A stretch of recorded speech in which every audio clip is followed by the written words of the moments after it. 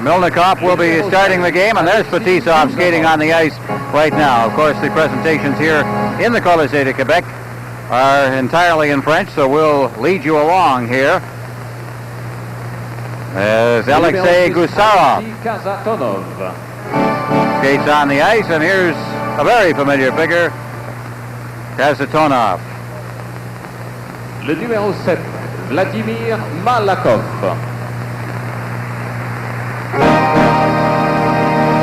Le numéro 8, Igor Larionov.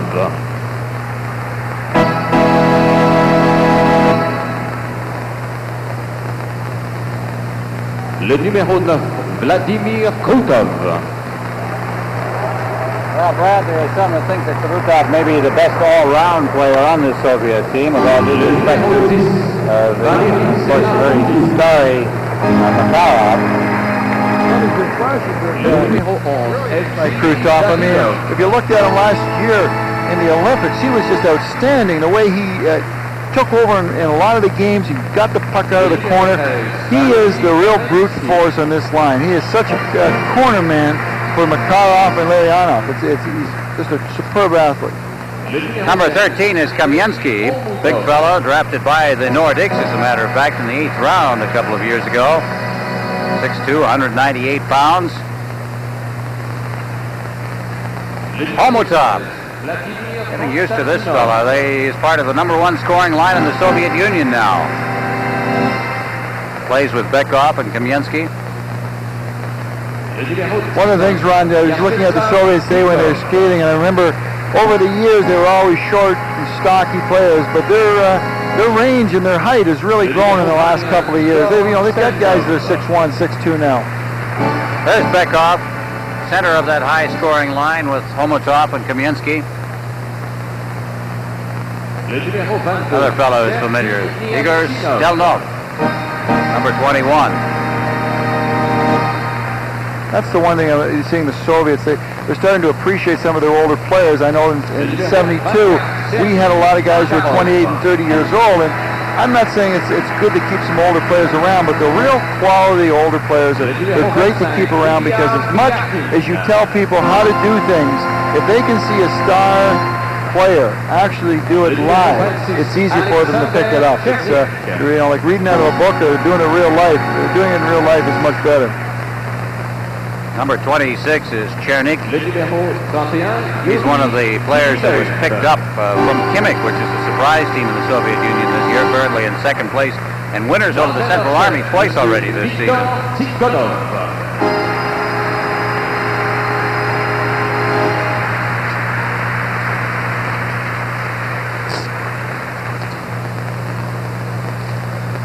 So the Soviet Union Central Army team now will meet their opponents tonight here at the Colisée in Quebec City. And the starting goaltender for tonight's game will be Bob Mason. And his backup, Mario Gosselin, who has been seeing a lion's share of the work for this Nordic Hockey Club in regular NHL play recently. Bobby Dulles, who was drafted by the Winnipeg Jets and was traded here. And a Finn, Iro Järvi from Helsinki, Finland, drafted in 1983. Here's another one of the players traded for by the Nordics from Washington originally. Gaëtan Duchesne is from Les Saules, Quebec. And the guy they like to call Goulet, Michel Goulet, great scoring star in the NHL. And a youngster from Kingston, Ontario, Trevor Steinberg. Montrealer who played his junior hockey in Kitchener, Mike Huff, number 18.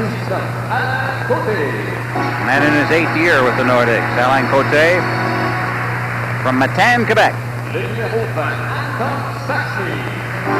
Recently scored his 600th career point at Anton, part of the brother combination from Bratislava, Czechoslovakia. And is it already 8 years that Randy Moeller has played for the QueckNordick? He's really put it in well with this organization. Young up-and-coming defenseman Jeff Brown from Ottawa, played junior in Sudbury. And Paul Gillis from Toronto. His junior hockey was played in North Bay and Niagara Falls.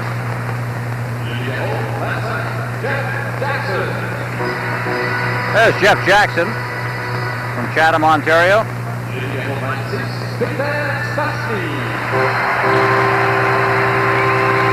Perhaps the greatest player ever developed in Czechoslovakia. Hard to argue it. Peter Stasny.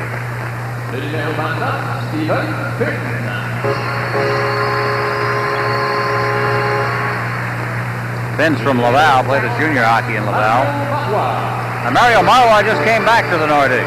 They traded Gord Donnelly out to Winnipeg to get Marois back. Big influence in the dressing room. They think this kid's going to be great. Curtis Lesishin, Thompson, Manitoba, Saskatoon junior. Walt Podubny, the Rangers the last 2 years. Black eye and all. And here's Joe Sakic. They really love him in this city.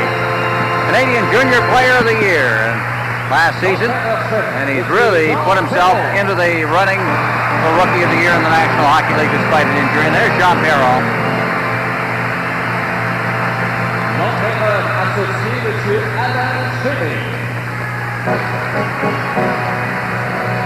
Perron taking over the coaching reins from Ron Lapointe, who we are told is resting well in hospital here in Quebec City after an operation to remove a cancerous kidney.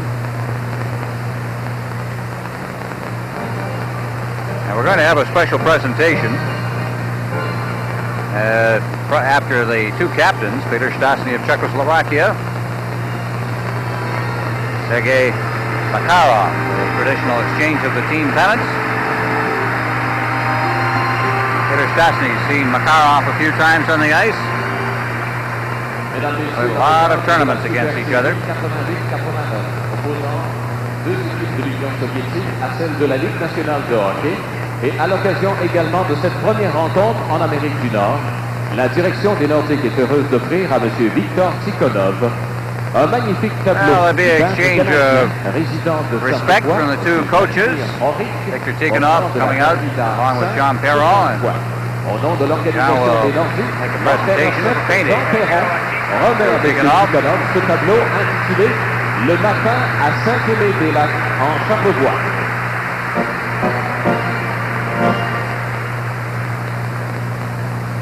And here at the Colisée, we are going to have a moment of silence here to honor the tragedy, the earthquake tragedy in Armenia.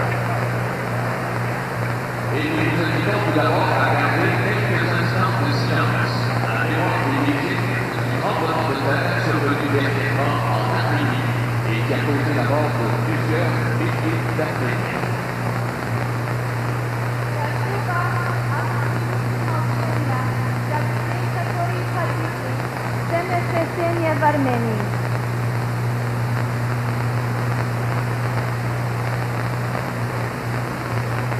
Merci, mesdames, messieurs. Maintenant, Monsieur Guy Lavoie interprétera les hymnes nationaux soviétiques et canadiens, accompagnés à l'orgue par Monsieur Marcel Lajeunesse.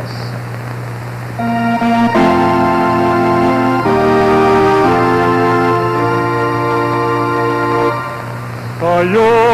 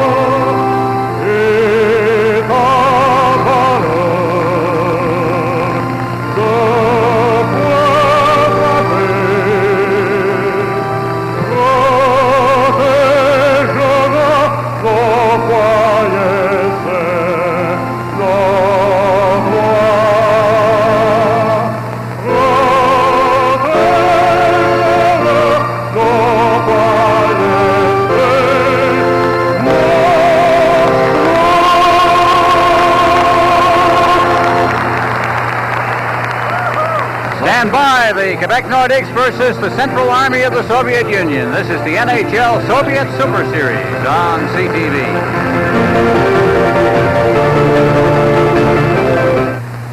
We're back at the Colisée in Quebec City. Tonight, the Nordics and the Central Army of Moscow. There's the referee for tonight's game, Ron Hogarth of the NHL. The linesman will be Gerard Gauthier and Wayne Bonney. We're playing under NHL rules. There's a look at the Soviet goaltender tonight, Sergei Milnikov. He has a lifetime goals against average in the Soviet League of 3.15. And we've seen a little bit of him in the past. At the other end, we're going to look at Bob Mason, who is Jean Perron's choice tonight, basically because he believes that Gosselin, he's saving him for the regular schedule, but he wants to give Bob Mason some work. So the face-off will be at center ice, and it'll be the green unit for the most part for the Soviet Union. And you'll notice as you look down that number 8 for the Soviets is Igor Larionov. That is not the number he wears with their national team, so you have to get used to that. He wears number 11 with the Soviet national team, facing off against Paul Gillis, and from the face-off back to Marois. Marois clears it out over his line. Cote at center ice drops it back inside the zone. That's Marois clearing it to the line, but not out. Makarov knocks it away, and digging in after it is Kurutov for the Soviets. Tries to get it in front, and the pass out was intercepted by Marois, playing his position perfectly. And Marois has it at center ice now. Shoots it in off Larionov. And back for the Soviets, that's Konstantinov, defenseman. Marois collects it at the blue line, takes a shot. It deflected over top of the net. Fetisov out to the line and past the leg there of Trevor Steinberg, and out at center ice, and Gillis has it. He brings it right back in again. Gillis trying to get around the defense, and he knocked the Soviet forward over. That was Konstantinov. Puck went loose, and at center ice now Kurutov back in again. Kurutov backed up against the boards on the far side. Fetisov, Gusarov clearing it wide of the net. Peter Stastny gets it from Bob Mason, and behind the net. Quebec starting out once again. Jeff Brown through center ice. It's stopped there. Brown gets it again. Shoots it over the line offside. Peter Stastny was trapped inside the blue line. Kazatonov's back there to pick it up. He just leaves it off. Gusarov now clearing it out to center ice. And the Soviets with Homotov over the line. Homotov cutting into the slot area. Homotov then threw it to an open wing as Kamensky had ducked away from the area where Homotov expected him to be. Now Kamensky gets it again inside the line. Now getting set in front of the net. He shoots it right on. Rebound. Long rebound. Here's another shot over top of the net.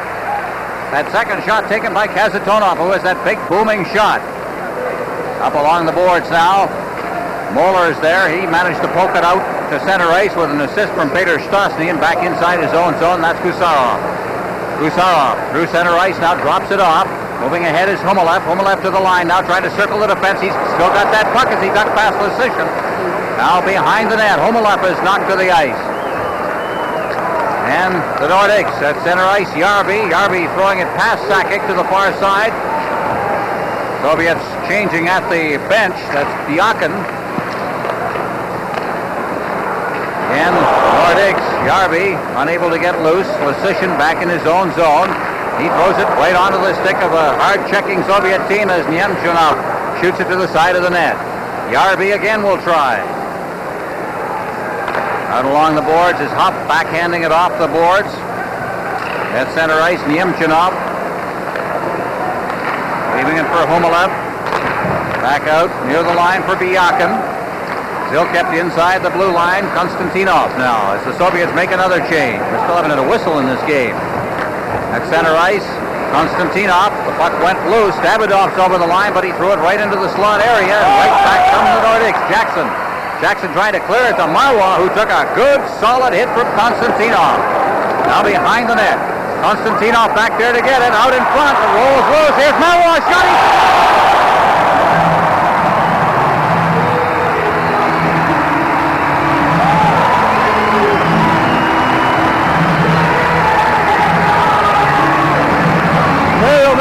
Shooting the puck, but the key here is going to be the screen in front of the net by Podubny. Here the puck comes back. Marois gets it. The goaltender Milnikov is down, and it goes over his left shoulder. Here's looking from behind.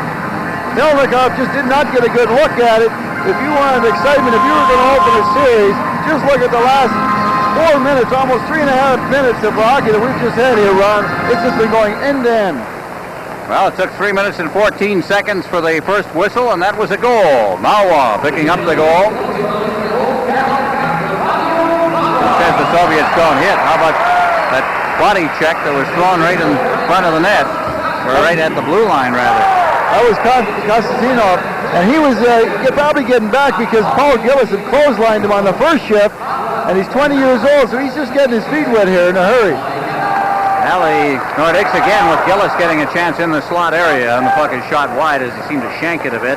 Now Gillis in the corner. Cote's working with him around behind the net for Steinberg. Steinberg trying to get it to the line, but it's intercepted by Makarov, who managed to ease it out over the line. But Cote now then brings it in with Gillis trapped inside the blue line. It's 1-0. The Nordics lead the Soviets. This is the NHL Soviet Super Series on CTV.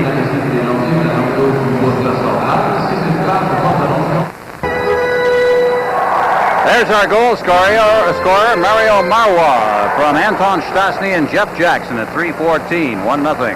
Nordics leading. Puck is cleared around the boards.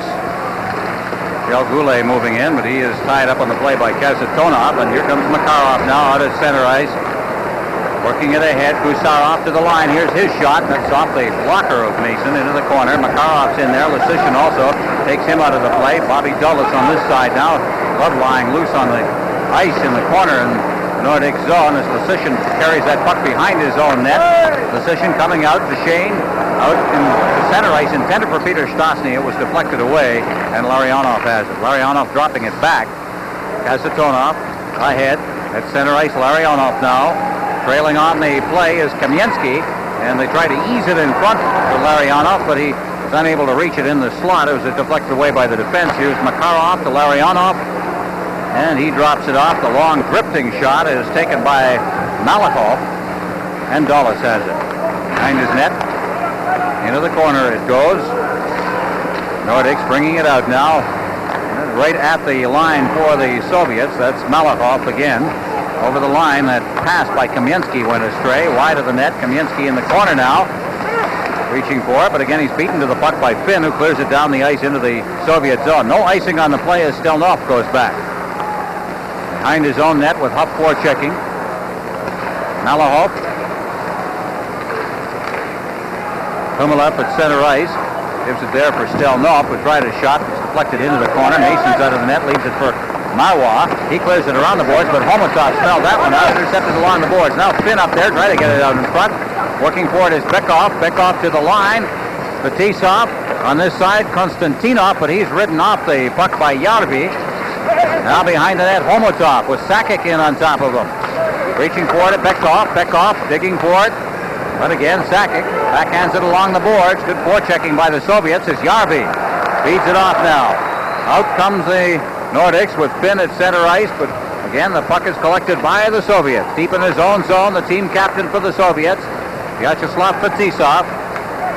Ahead at center ice, cleared into the Nordics zone again, and cleared through center ice. Now Podubny took it offside over two lines.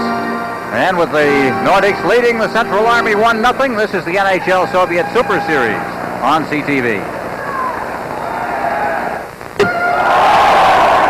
Now take a look at the goal once again.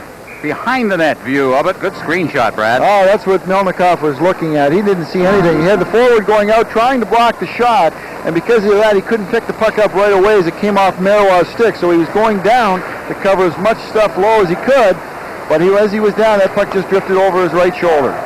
From the face-off, puck flipped into the Soviet zone by Podubny. Back there for the Soviets is Gusarov, and he comes away with it at center ice, and he threw it wide. The intended receiver of that pass was number 25, Biakin.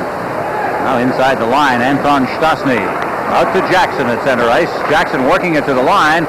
Stasny moving in. He got past one man, fights his way past another. Here's Podubny now. He's dangerous around the net. Podubny behind the net for Jeff Jackson. Jackson had it stolen from him, and the puck is bounced out to center ice, relayed by Humelep out there. And again, the Nordics will try. At center ice, Podubny just easing it into the Soviet zone. Malakov behind his own net, leaves it off there. dangerously checked away in front of the net by Duchesne, and it's out to center ice again. Duchesne, a good forechecker. Inside his own zone, that's Gusarov. He just leaves it off and heads for the bench as Malahoff sends it into the corner and gets a return pass in the corner on this side. Davidoff, he's number 11, clears it out to the point, but it's kept in there by Lesishin. Behind the net, Peter Stastny. Stastny poking away at it. Also in there for the Soviets is Chenik. And finally it's poked free to Shane. Out near the line now. Lesishin shot right on. Now at the side of the net. To Shane. Goulet out to Lesishin again. Lesishin clearing it in front. Right to ease it in front. Peter Stastny knocked out. 8-4 to Shane. There would have been a penalty. But the goal is scored. Here's Dan Duchesne. Even the Central Army makes mistakes in their own end. Look in the corner, there's Duchesne. Boy, keep your eye, he's going to come out of the left side of your screen here. He was picked up early, but he drifts it right between the legs of Milnikov. He was picked up early, but mistakes can get made in this game at any level. And there's an example. Here he comes, he looked for that hole, and Milnikov only gave him about 6 or 8 inches, and Duchesne made no mistake putting it between his legs. Peter Stastny will draw an assist, 7:53 the time of the goal, along with Curtis Lesishin, who quickly shot for the point. 2-0. Nordics leading. 7:53 the time of the goal. Here come the Soviets once again. Makarov trying to fight his way through the defense. Kote has it. Kote shooting it out to center ice. Catching up to it is Gillis, but cutting across was Konstantinov. And he managed to poke it away and at least allow the forwards to come back. Again, the Nordics, ferocious forechecking, doing a good job inside the Soviet zone. Once again, it's Konstantinov getting it out to center ice. Konstantinov gets the return pass from Kasatonov. He is knocked down. Marwaz's got it inside his zone. Marwaz, our side. Kote can't hold it at center ice. Fetisov off the boards, goes by everyone. Now Yarby moving in. He ducks around the defense. His high moved on him. Now in the corner. Sakic. Sakic out in front. Yarby, quick shot on his knees as Melnikov. And he holds on. 2-0. Nordics lead the Central Army of Moscow. This is the NHL Soviet Super Series on CTV. Dane gets the goal from Peter Stastny and Curtis Lesishin. Another behind the net look at it. Oh, this is a great angle. Watch Peter Stastny in front here. The puck hits him on the skate, but he keeps it in front of him, trying to get his balance. He's hauled down, but here comes Duchesne out of the corner with a little backhand between Milnikov's legs. Backhand tough because the goaltender doesn't know exactly where that, hasn't got a good angle on where the puck is going to go off the stick. Well, especially because the guy's coming across the front of the net with that kind of speed. There's no way a goaltender, if he's out at all, can move across as quickly as a guy in full stride. Sakic facing off against Bekov behind the net. Keeping it in there at Yarby, but battle along the boards near the line. Moeller also there. Yarby finally has to collect it out at center ice. Gives it to Up. The Nordics organized to Moeller just inside his own line. He elects to bounce it off the boards out to center ice. Homotov's out there. He's number 15 for the Soviets. Sakic tried to hit the line, and Bekov cleared it out. Moeller inside his own line now. Bekov over for Gusarov. Bekov is number 19. Brown checks him. Out along the boards it comes. Boris Kasatonov there. Take a shot that deflected wide of the net. Homotov in the corner. Moeller out along the boards for Yarby, but it's kept in now. Kamensky, good shot, good save, and Homotov looking for the rebound. Couldn't control it, and it's out to center ice. Good save there by Bob Mason. Good concentration by Mason because he knew the puck was going to get deflected, but he just stayed with it, did his job. He made the save when he had to. That's Kasatonov down beside his own net. Ahead at center ice, Diakin to the line, and Lesishin alertly just played the man, let the puck slide through to Mason. Jackson up along the boards, clears it out to center ice. Stelnov is there, number 21 for the Soviets. Ahead, number 25 there is Diakin.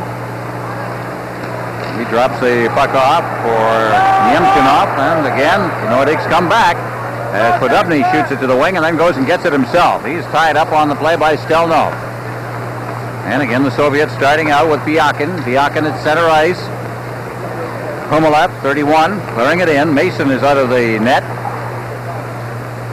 Up along the boards for Marwa, who gets it out to center ice, and Konstantinov, who plays now with Fetisov. That's a defensive pairing. Fetisov will go back behind his own net. Big fellow feeds it up along the boards now. Chernik trying to get the return pass, and a man is hauled down as Davidoff was going to the net. He was hauled down, and there'll be an interference call, and the first penalty of the game comes at the 11:09 mark. This is the NHL Soviet Super Series on CTV. Davidoff had a jump on Mario Marwa, and Marwa had nothing to do here, Brad, but draw the penalty. Well, it's kind of the play of defense. You got to make up your mind. You let them go and look bad at center ice. You take the penalty, and maybe within 2 minutes they're not going to get a goal. Mario Marwa definitely caught flat-footed, totally out of the play, just stuck his leg out. A good call by Ron Ho. There's Victor Tikkanen. You think things are different in each country? We were asking Tikkanen today about what kind of problems you have coaching. He says, well, Red Army's so strong, so if we win, right, no one can ever beat the Red Army, but then if we lose, everybody wants to know what happened. It's the old business of heads I win, tails you lose. We're with you, win or tie. Yeah. Puck is cleared down as we're on a power play right now, and the Soviets unable to control it inside the zone. Fetisov gets it back inside his own zone. Fetisov ahead. That was intended for Larionov, and it's drifted right back into the Soviet zone again. That's Milnikov playing it to his defense. All right, here they come again. Krutov now at center ice. Krutov over the line. Krutov still controlling that puck as he cuts to this side up against the boards. They've got Kasatonov working the point now along with Fetisov. Fetisov will one-time it, and the shot is deflected over top of the net. Rebound out in front, and did it go in? Yes! And gives them a tremendous amount of credit for rallying a puck that was bouncing crazily in front of the net, and they got it into the net. What a big play in front of the net. Watch the shot here, gets deflected over the net. Keep your eye in the slot areas. The puck comes bouncing up. There's Larionov just redirecting it to Krutov. Didn't even think about shooting. That shows you what kind of poise that guy is a player. Watch it come in here. He just redirects over to Krutov, off the post, hits Mason's stick, and goes up on the top of the net. They go in every which way you want. Krutov scoring at 12:09. Larionov and Fetisov, familiar names in on that goal, and the Central Army takes advantage in a minute, exactly, of the penalty to Mario Marwa. 2-1, Nordics lead. On the face-off, Moeller up against the boards along with Zelapukin, another rookie on this Central Army team. Behind the net, Davidoff. Davidoff rolls it in front of the net. That's kept in, Davidoff again, but he was tied up from behind neatly by Hopp, who took the easy way and just got it out over the line before he got in further difficulty. Inside his own blue line, Kasatonov backhanding it off the boards. Bekov to Kasatonov to Bekov. Out at center ice now. It's around one man, got the pass away inadvertently to Homotov, who cleared it in, and Moeller then clears it right back out to center ice. Right past Kasatonov. He'll go back deep in his own zone for it. Stelnov working with him on defense right now as Kasatonov eases it out to center ice for Bekov. Bekov trying to get it to Homotov, who's unable to get loose. Now they hit the line with it. Bekov clearing it inside the line, but the Nordics again get it back out to center ice. Finn going after it up along the boards. Bumps Bekov right in front of the Nordics bench. Bekov kicks it free. Here's Homotov. Homotov backing over the line now. Homotov working in front of the net. Great move, and he is knocked down just as he tried to get the shot away. And it was Peter Stastny who was there to clear it out of harm's way. Up against the boards, Kamensky. Kamensky getting set. Shoots it right on off the stick of Mason. Deflected into the corner on this side. There's going to be a penalty to the Nordics, as Duchesne got the puck up along the boards, and there's going to be an interference call. This is the NHL Soviet Super Series feed.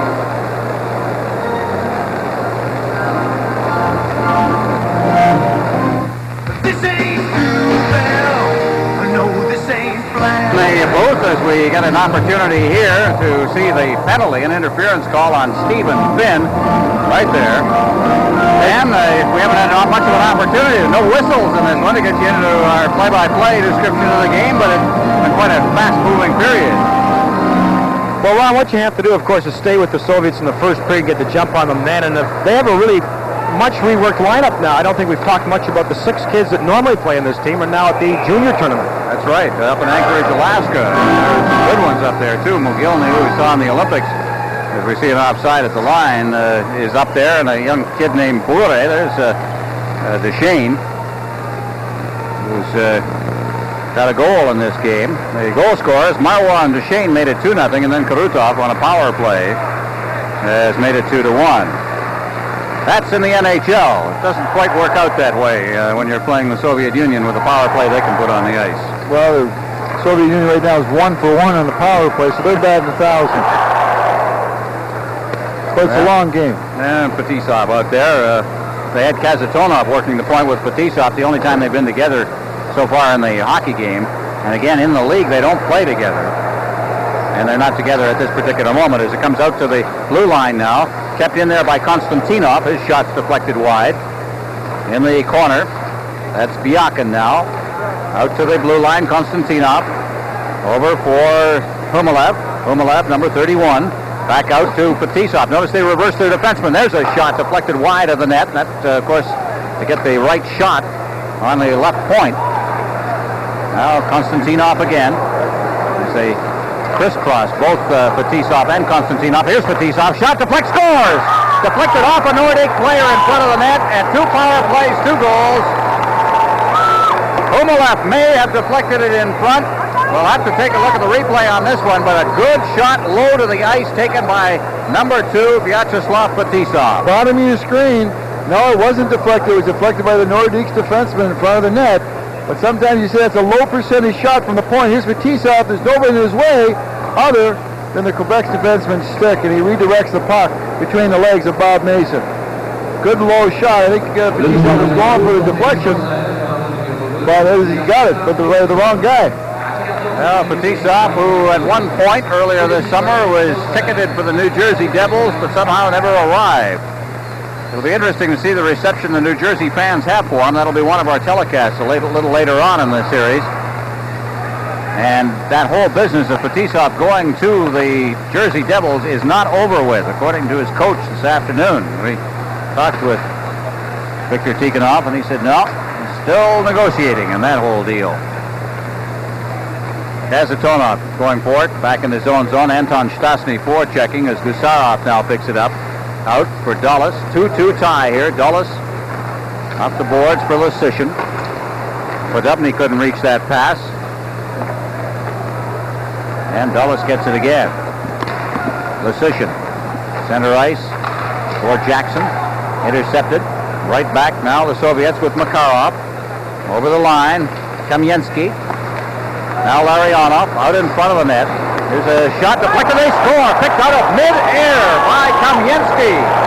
As Kazatonov took the shot, and very quickly here, the Soviets have taken the lead. Well, it's usually the guys without the puck. Here's Valery Kamensky. Watch to the left of your screen by the net. Here's the puck coming out. And look at Kazatonov. You think he's hanging out by the blue line? No, there's nobody out there. He's getting himself open, and he puts it up about waist high.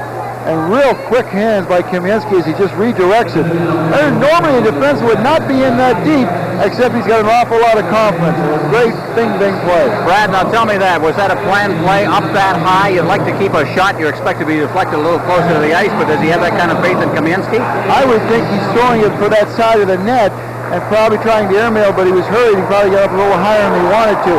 But if it was a slap shot, he wasn't doing that kind of play. But a wrist shot, I'll give him a little bit of credit. And give Kamensky some credit, too. And by the way, Kamensky likes this building, I think. You might remember the performance he put on back in Rendezvous, 2 second-period goals and then a third-period assist as the Soviets gained the split in the Rendezvous series here a couple of years ago. By the way, Kamensky was also drafted by Quebec back in the 8th round of the 1988 draft. Well, 3-2, the Soviets leading now as Peter Stosny takes a quick shot just wide of the far post. Puck bounces out to center ice. Goulet out there, being checked rather closely by Davidoff. And again, Duchesne dropping for Peter Stosny. Stosny shooting it rink wide. Nobody there. Fetisov then ducks away from a check. That's clear to the line, but not out. Now here they come. Out at center ice, Kamensky trying to fight his way past Jeff Brown, and he couldn't get by him. A great diving stop there by Brown, who saved a lot of embarrassment because he was the one that was caught on the play. Now Kamensky once again. That's a pretty good shift. Kamensky clearing it right onto the stick of Bekhoff. There's a shot wide of the net. Konstantinov moving in deep from the point position, rolls it in front, hits the netting at the side of the net, and the defense covers up with Moeller, sending it out to center ice. Orhoff stepping out of his net is Milnikov out at center ice. Kamensky again, still out there. Kamensky working the puck free to Homotov. We've got 2 minutes and 20 seconds remaining in the first period. 3-2. Central Army leading as pass by Fetisov. Good forechecking there by Sakic. Now Fetisov again in the center ice zone. He's in over the line now. Fetisov backhanding it. That is Komolev, number 31. The puck is cleared out to center ice, and Gusarov will go back in his own zone. Gusarov dropping it off for Byakin. Byakin ahead for Komolev. Sakic shoots! Sakic stealing that loose puck and getting a quick shot away. Center ice now. Soviets again. And they control it now as Gusarov gets it in over the line. Finn bangs it off the boards. Kasatonov, number 6. Gusarov, link wide. Yemchinov. He's double teamed in there by Cote and Finn comes away with the puck. Finn ahead. Gillis at center ice. Makarov. Gusarov being tied up by Cote, moving in to help out as Steinberg. Steinberg out in front. There's a chip shot that went wide of the net by Gillis. Makarov. Less than a minute remaining in the period now as Makarov starts out for the Soviets. Makarov to his own line, and he cleared it right off the skate of Goulet, and there's a too many men on the ice call. The Soviets will be caught for too many men. They're leading the game 3-2. This is the NHL Soviet Super Series on CTV. Brad, if there's ever a guy who is the stereotypical stoic Russian, it's Vladimir Kurutov. Well, you hate stereotypes, but there's a guy who just seems to take an immense amount of punishment while playing the game. He's taken a stick under the eye there by the looks of it and been cut. But he just keeps on playing, and his game never changes. He is great skills, a tremendous player. Short, stocky, tremendous strength, great skating ability, just kind of, tremendous upper body strength, and can do it all. He is kind of an unsung hero. I think other guys are flashier, but day in and day out, I like that guy. Puck is inside the line. Now the Nordics have a power play going. 30 seconds remaining in the period. Podubny behind the net. Now Goulet out in front. Now Sakic shoots it right on. And the save by Milnikov, and he holds on. Well, they say power plays can turn a game around. We've seen that late in the first period with Quebec taking a 2-0 lead. And then back-to-back penalties have cost the Nordiques a tie, and the momentum changed. But here's Joe Sakic getting his slot, just ripping a wrist shot, getting it through and getting it on the net. A good play by the young guy. He's moving out. He's kind of like the point man, and he's got to get that shot and get it on the net. It's more important sometimes than trying to pick corners when you're shooting from the point. On the face-off now, Sakic couldn't hold it in at the blue line, so they have to reorganize as Jeff Brown gets it. Far side. Goulet moves in. It's a bit of a pass, and then Peter Stosny into the corner. Podubny's there. So is Goulet. Well, this Nordic team can put some scoring power on the ice. Here's Peter Stosny now. Back out. Hits the linesman. And the whistle goes, and the first period is over. And in the period, the Soviets outshot the Nordics 8-5. But in the period also, the Soviets outscored the Nordics 3-2. So it's Soviets 3, Nordics 2. This is CTV's NHL Soviet Super Series.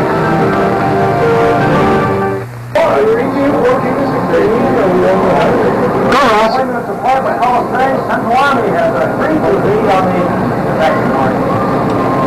So it's been a time of turmoil in the Northeast over the past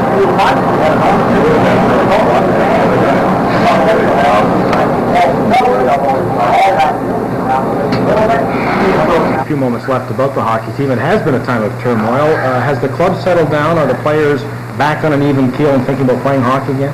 Yes, I think with John Perron, I like Ron LaPointe. I have nothing against him.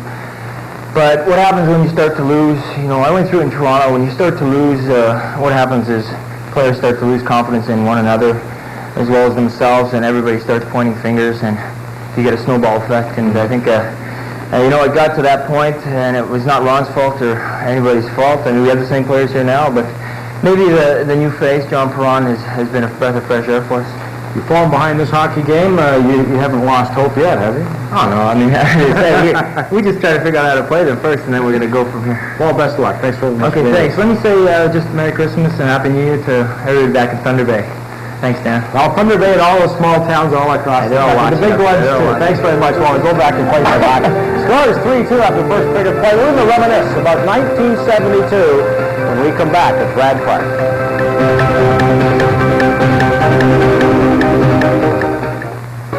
Central Army of the Soviet Union against the NHL's QuebeckNordick. Someone who knows more than a little bit about Soviet hockey, Brad Park. Brad played in that Super Series way back in 1972. And this time of year, Brad, we look at the Soviets, we look back over that period of time. Maybe some of your memories about that series.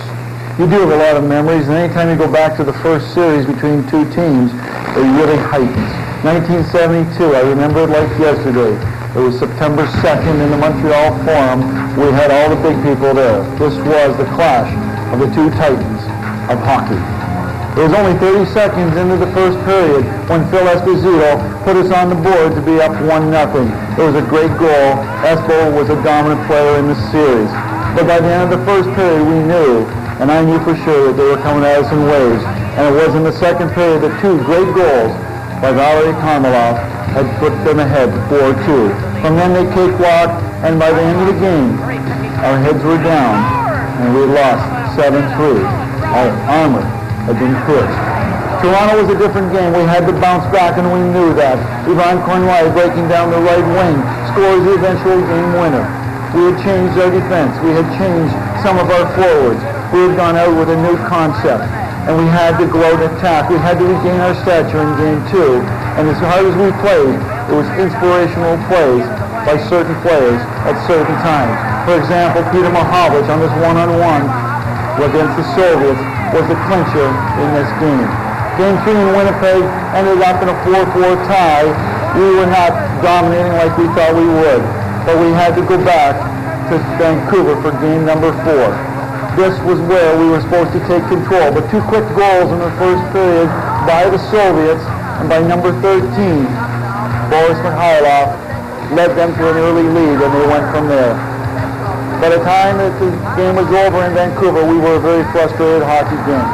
They had dominated, they had taken the game from us in our country, and we felt like this.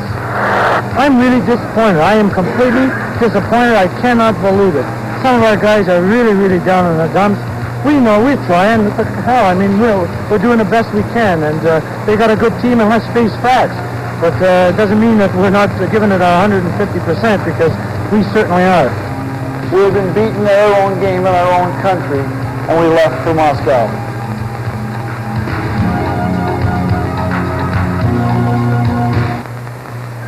So, by Vikolov makes it a 5-4 game. We have now won one game, lost 3, and tied 1. We cannot afford to lose another game. But the magic of Paul Henderson just begins. This is game number 6. Henderson with a long shot beats Petyak, and now that is the game winner. We have now won our second game, and we know that we have to play it period by period. Game 7, Henderson does his magic again and leaves us with an all-or-nothing game in game 8. In the second period, John Rattel puts me in, ties the game at 2-2. Part of my memory that I'll never forget was this game. At the end of the second period, the Soviets had gotten 2 goals, and they had made it a 5-3 game. This goal here by Vasiliev makes it 5-3, and we know that we're going into the last period down 2 goals. in the dressing room between the periods were told that if we do tie the game, it's not enough because the Soviets are going to realize that they have more goals in the series. But we fight back. This goal by Cornwire late in the third period makes the game tied at 5-5. How do you explain it? Coming from 3 games back, but late in the game, Paul Henderson gets on the ice. He puts himself on the ice. Esposito to Henderson. 34 seconds to go. Team Canada has won the series of the Titans. An exciting time. And me, just a 24-year-old kid, putting some memories. But when I look back now, I think of what we went through, what it meant to Canada as a nation. I won't forget.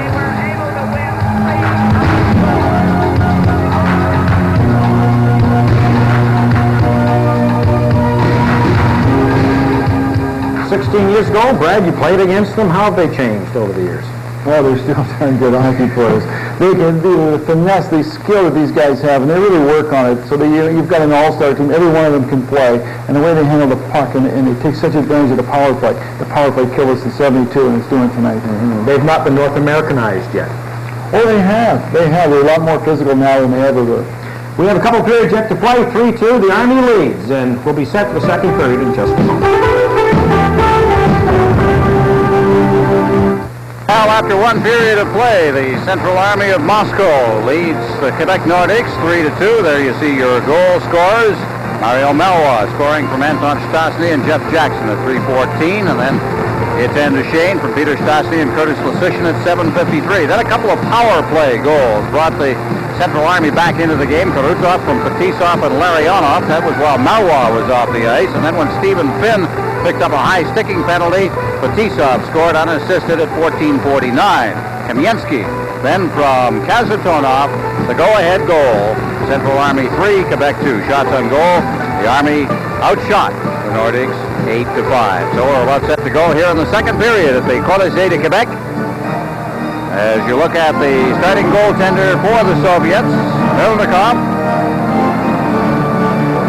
and Bob Mason in goal for the Nordics. Peter Stastny will face off against Igor Larionov, who wins the face-off cleanly, gets it back to Fetisov. Forechecking is Goulet.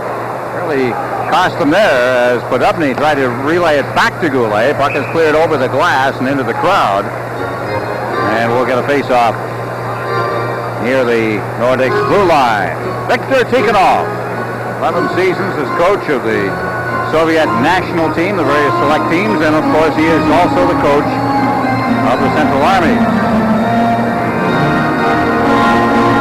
And the second fellow standing back there is Boris Mikhailov. You remember him. Mikhailov, Petrov, and Harlamov, one of the great Soviet lines back in that Soviet series that Brad Park so graphically described for us. Here's Brown shooting it in. Out at center ice, Brown's got it once again. There's rink wide.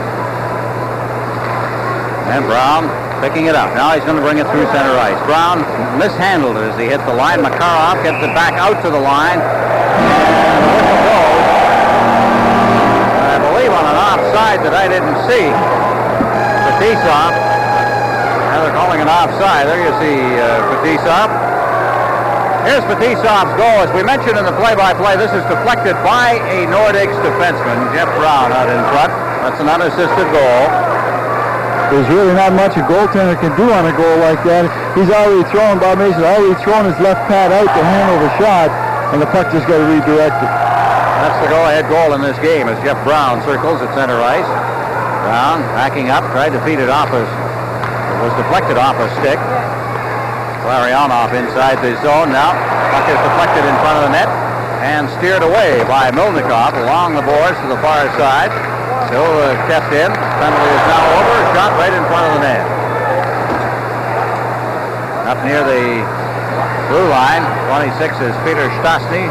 One beside the net as the Nordics continue the pressure. Stastny getting it out in front. Brown shoots wide, and I just hooked it wide. Now Fetisov up against the boards. Goulet is in there as well. Out in front, quick shot, rebound. They shoot again, wide of the net. Peter Stastny with a couple of good opportunities. Then Goulet got it out in front. And Kamiensky brings it away.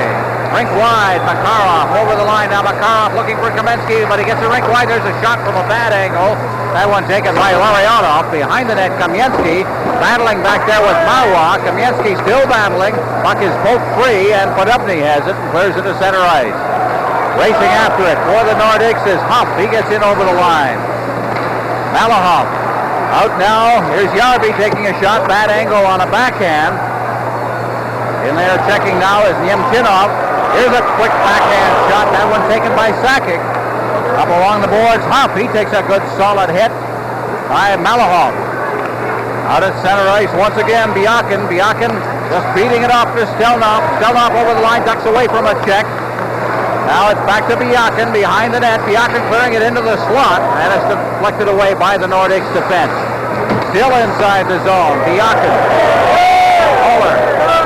Behind his net, Bowler.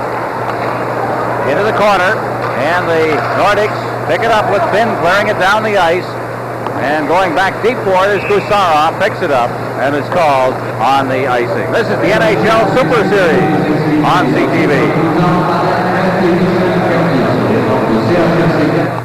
Peter Stastny has had 7 100-point seasons in the NHL. Here's a good example of why. Peter Stastny is such a strong guy. He got taken down very, very quickly there. But one of the things that he does so well is move the puck in around the net, over sticks, under sticks, between feet. And he's got a real knack like that. And a lot of times he'll force that play, but in that situation, he was in the right place at the right time. It was good scoring. There's a quick shot in front of the Nordics net. And the Nordics come away with it now. Out at center ice is Trevor Steinberg. To the line now. Cody got the jump at the line, but got away with it. Puck is wide of the net now. Gillis keeping it in. Steinberg moves in. Cody's got it. Cody out in front. There's a quick shot by Gillis. Now behind the net. Has the Tonov. Just dumping it off. In the corner, Gusarov. Ahead at center ice, trying to knock it down is Beckhoff, and he's got it over the line now with a little room. Tried to beat it through the slot area for Homotov, who was breaking up the middle. Puck wound up coming back to Bob Mason, who covered it up, then let it go and gives it to Cody. He clears it out to center ice. It'll go all the way down the ice. Gusarov going back for it. No icing on the play. Milnikov leaves it for Gusarov, who clears it up ice. Beckhoff couldn't contain it. Now he's got it. Beckhoff dropping it off. Here's Fetisov. Took a shot. It's deflected away by the defense at center ice once again for the Nordics. It's cleared down into the Soviet zone. Back there, Podobny fighting off Fetisov. Podobny gets it into the slot. Anton Stastny shoots it. Hit the post. Moeller at the blue line. Gets it in now. Podobny up against the boards. Brown can't hold it. Now Beckhoff. Beckhoff behind the net. Fetisov. Fetisov just standing there. Tremendous tempo to this game, Brad. They are. They're moving up and down. I think the Soviets took about the first 5 minutes to get their legs, but they've been flying. Quebec is playing a little more cautious. They're not trying not to turn it over in center ice. So you'll see them dump it into the Soviet end a lot. Just as a precautionary measure, try not to force some plays.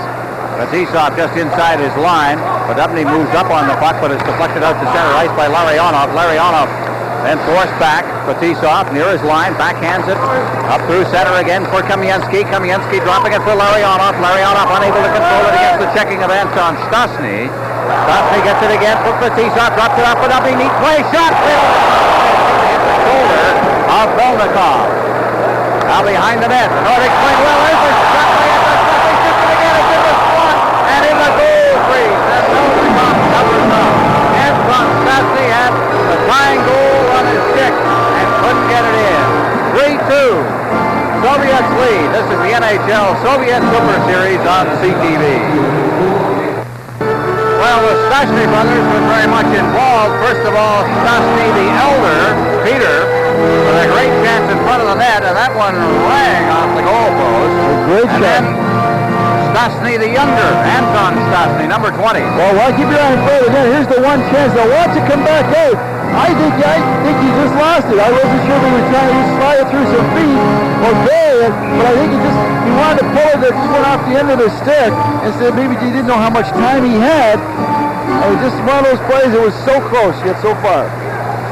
Peter Stastny behind the net, but he's chased off the puck behind. Now the Soviets will start out as Makarov brings it to center ice. He's it over the line, but it's whacked right off the boards and back out past Kamiensky. Soviets have it inside the zone as Kamensky comes back. Kamensky, have we seen Kurutov in this period, Brad? I don't think we have. I think we've seen a lineup change here as Kamensky's on that line now. No, Kurutov hasn't been here. I think he may have got some stitches between the periods, but we haven't seen him out yet. Maybe we'll look for him on the bench as Larionov is out there now with Makarov and Kamensky. That's the line. Puck is clear to center ice. Stephen Finn's got it there. Finn back near his own line, drops it off for Marwa. Marwa clearing it off the boards, taking the good safe pass to get rid of the forechecking Soviets. Now Marwa, Finn, off the board, back deep in his own zone. Now Gusarov for the Soviets. Now forechecking is Goulet. He gets the pass away. Work it up to the line, but they don't get very far with it. It's stopped back inside the line. Nordics just get it back out again. That was Dulles who got it out this time. Dulles has got it again inside his own blue line. And again, he shoots it out to center ice. Hupp has got it. Hupp over the line. Sakic trying to find some room. Now to Hupp. Hupp rolling it past for Yarby.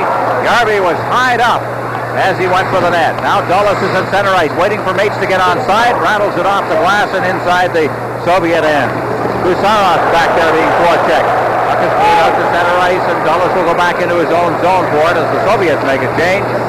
Dulles from behind his net. Just waiting there as the Soviets move to forecheck. Biakin's number 25. He heads for the benches. The Nordics come to center ice. Knocked down near the line by Kazatonov. And the Soviets back in over the line with Bekov trying to beat it through now. That's Kamensky. Kamensky behind the net, but he's tied up on the play.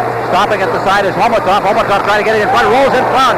Turning his back to the play and unable to see that pass was Bekov. And is back near the line.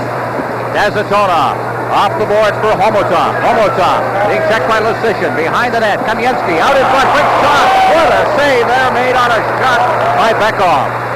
Out to center ice it goes, and it clears the glass, and we'll have a face-off. 3-2, Soviets lead. This is the NHL Soviet Super Series on CTV. It's not our CTV makeup person who did that job on Krutov. It was somebody's stick, I think, Brad. Doesn't look too pretty, does it? No, that's a little bit more than a mouse. I'll see this one tomorrow. He has not played in this period. Back inside the line, Konstantinov, checked by Anton Stasny. I start to see some bodies fly here now. There's 3 body checks all in a row as Moeller stepped into somebody as well at center ice. Davidoff trying to get loose. Good stick handling as he gets in over the line. Now Davidoff still has that puck under pressure from Moeller. Still with the puck. Davidoff is slammed knocked off the puck by Jackson, and out come the Nordics. Here's Moeller. Moeller dropping it off. Brown getting set. Throws it into the slot and is deflected over top of the net on a shot by Podupny.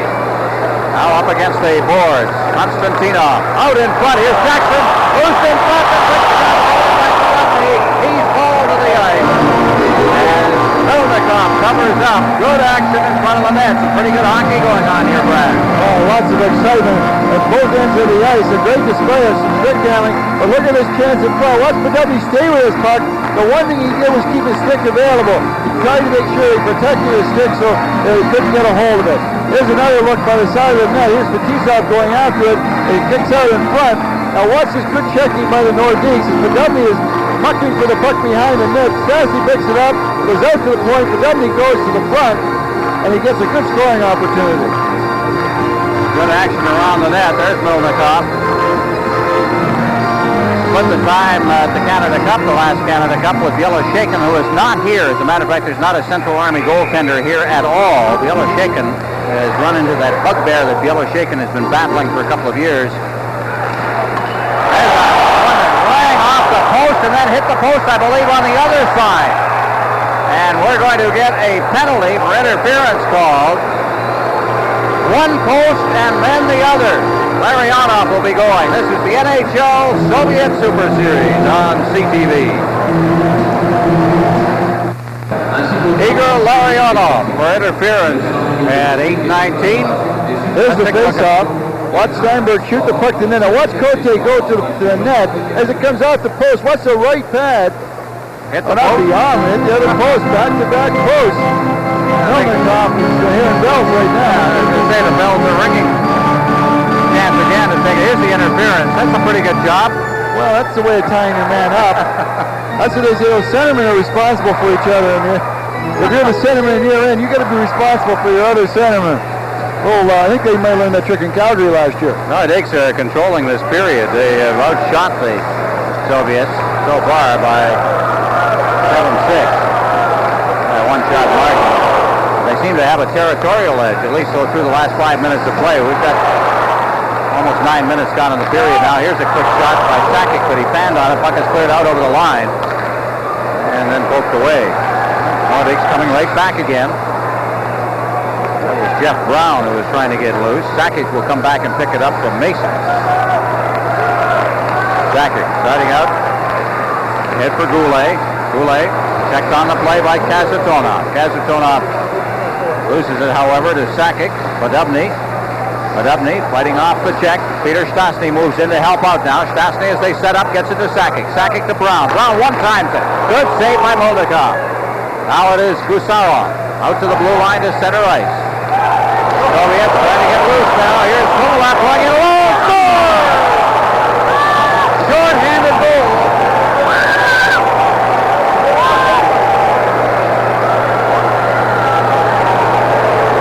One of the problems, Lon, when you end up putting a forward on defense, Joe Sakic gets beat at center ice, and here's Chernick going in. Look at his head up, and he just threads it through the legs of goaltender Bob Mason. Watch it, look at his head. He's not even looking at that puck. You gotta love somebody who's got that much control. That's the one thing the Soviets do so well. They never look at the puck. You can't see anybody else if you're looking at the puck. Jan Humelev, unassisted goal. I'm reminded when you see a play like that with the Soviets playing a Canadian team. 9:24 the time of the goal. 4-2 now. I'm reminded of Karutov eating up Guy Lafleur on a power play in the Canada Cup, second edition. A very tough spot to put young Joe Shazak. He's not a defenseman. I don't know if he played that position in junior, but he made a decision. The puck was in the air, and he took one step forward, and the Soviet got to it first. And then by that time, that forward motion, there was no way he was going to be able to recover. Well, the biggest problem as we watch Fetisov killing off the penalty, the biggest problem, Brad, I think, is that forwards are not used to having players come at them. And correct me if I'm wrong, it becomes a difficult problem. You spent your whole life having people come at you, and you're not faked out too much. Well, it takes time. There's very few forwards that can go back and really take that defensive position. It's something, if you're going to put a forward on the point, you got to spend a lot of time in practice, making them take those one-on-ones, making them take two-on-ones. You've got to give them that extra dimension. You've got to give them a look at it. Well, the Soviets, you make a mistake and you pay. 4-2 right now. The penalty has expired, and back to get it deep in his own zone is Malahov, number 7. Trying to get it ahead. It's relayed off the board and out to center ice. Lesishin has it now, one of the fine young players on this Nordic team, to Stelnov, and he clears it back in again.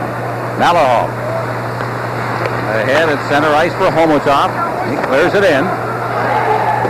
Moeller leaving it off. Lesishin out to center ice for Paul Gillis. to Cote now with a little skating room, and rolled off the end of his stick and back to cover up with Stelnov. Back out near the line for the Soviets, Homotov. Homotov clearing it back into his own zone, and Moeller will go back for it. In for checking number 19 there is Beckhoff. They clear it off the boards. As tapped out to center ice by Gillis. Relayed down into the Soviet zone by Cote. Steinberg's in there. Good check up against the boards on Gusarov. Cote in to help out, but also in there is Kasatonov. They jam up against the boards. And it's hoisted up along the boards, and the Soviets will start out once again. Zelepukin. After it, Davidov. This is the fourth line for the Soviets. Now Gillis unloading it at center ice for Steinberg. Drips a shot wide of the net.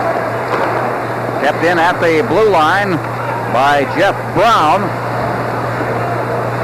Zelepukin is number 10 for the Soviets. Out for Kasatonov. Kasatonov with a big shot, and he tripped it just wide.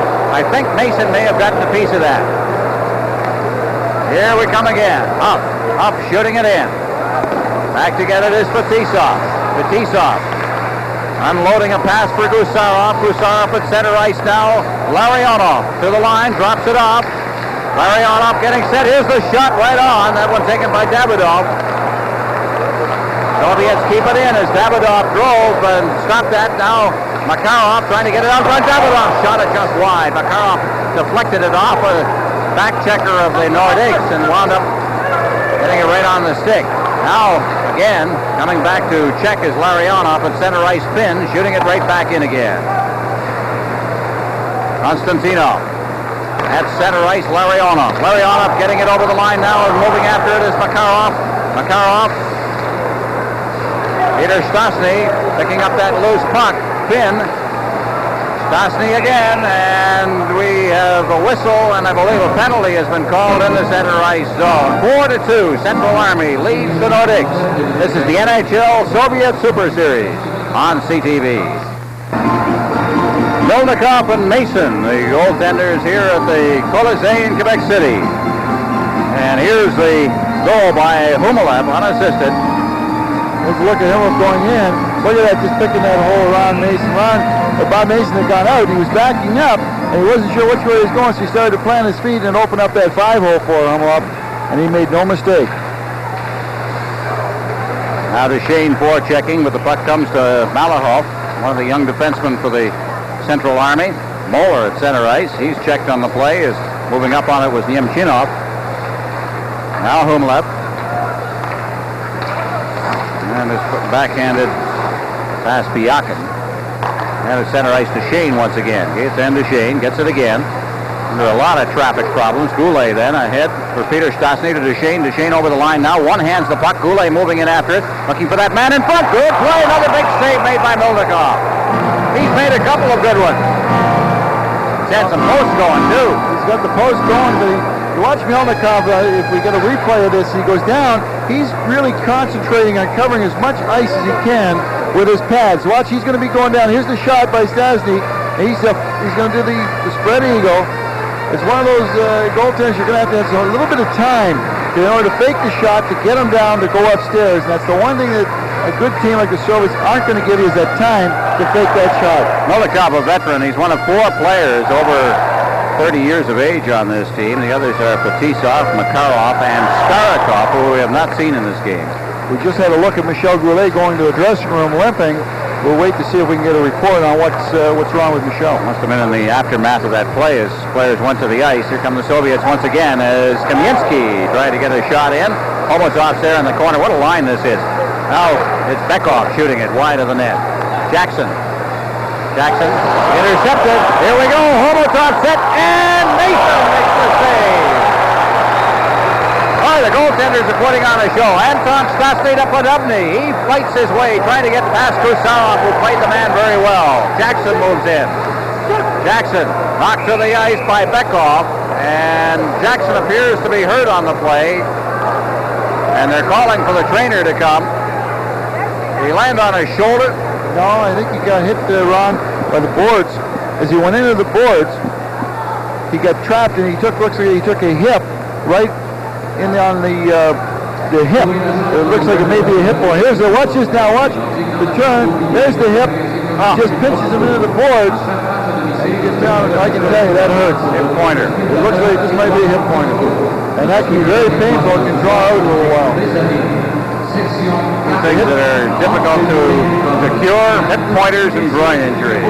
4-2, Soviets lead. This is the NHL Soviet Super Series on CTV. Well, I guess the only thing you can do sometimes is talk about it a little bit. Jeff Jackson's down in the hallway there. He's in a bit of pain. Here's Mason. Brad, goaltenders have really been good. Well, this is where the goaltender's got to spread out. Bob Mason did a good job of doing that. He stayed right with that Soviet player as he came in. He tried to slip it through his legs. I think they've got 2 goals through his legs. Bob Mason knows that, and he closed him down in a hurry there. Took it away from him. Puck is in the corner now. Yarby's there. Sakic up along the boards, and puck is cleared to center ice. 4-2 is the score. Soviets are leading. Kazatonov now getting it to Gusarov. Gusarov through center ice. This is Homotov over the line. Now this line can really motor. Homotov trying to get it in front. Good move made by Gusarov to cut into open ice. Now Homotov again trying to control it. Back out near the line, but Gusarov is caught. This is a 2-on-1. Yarby with Sakic. Yarby scores!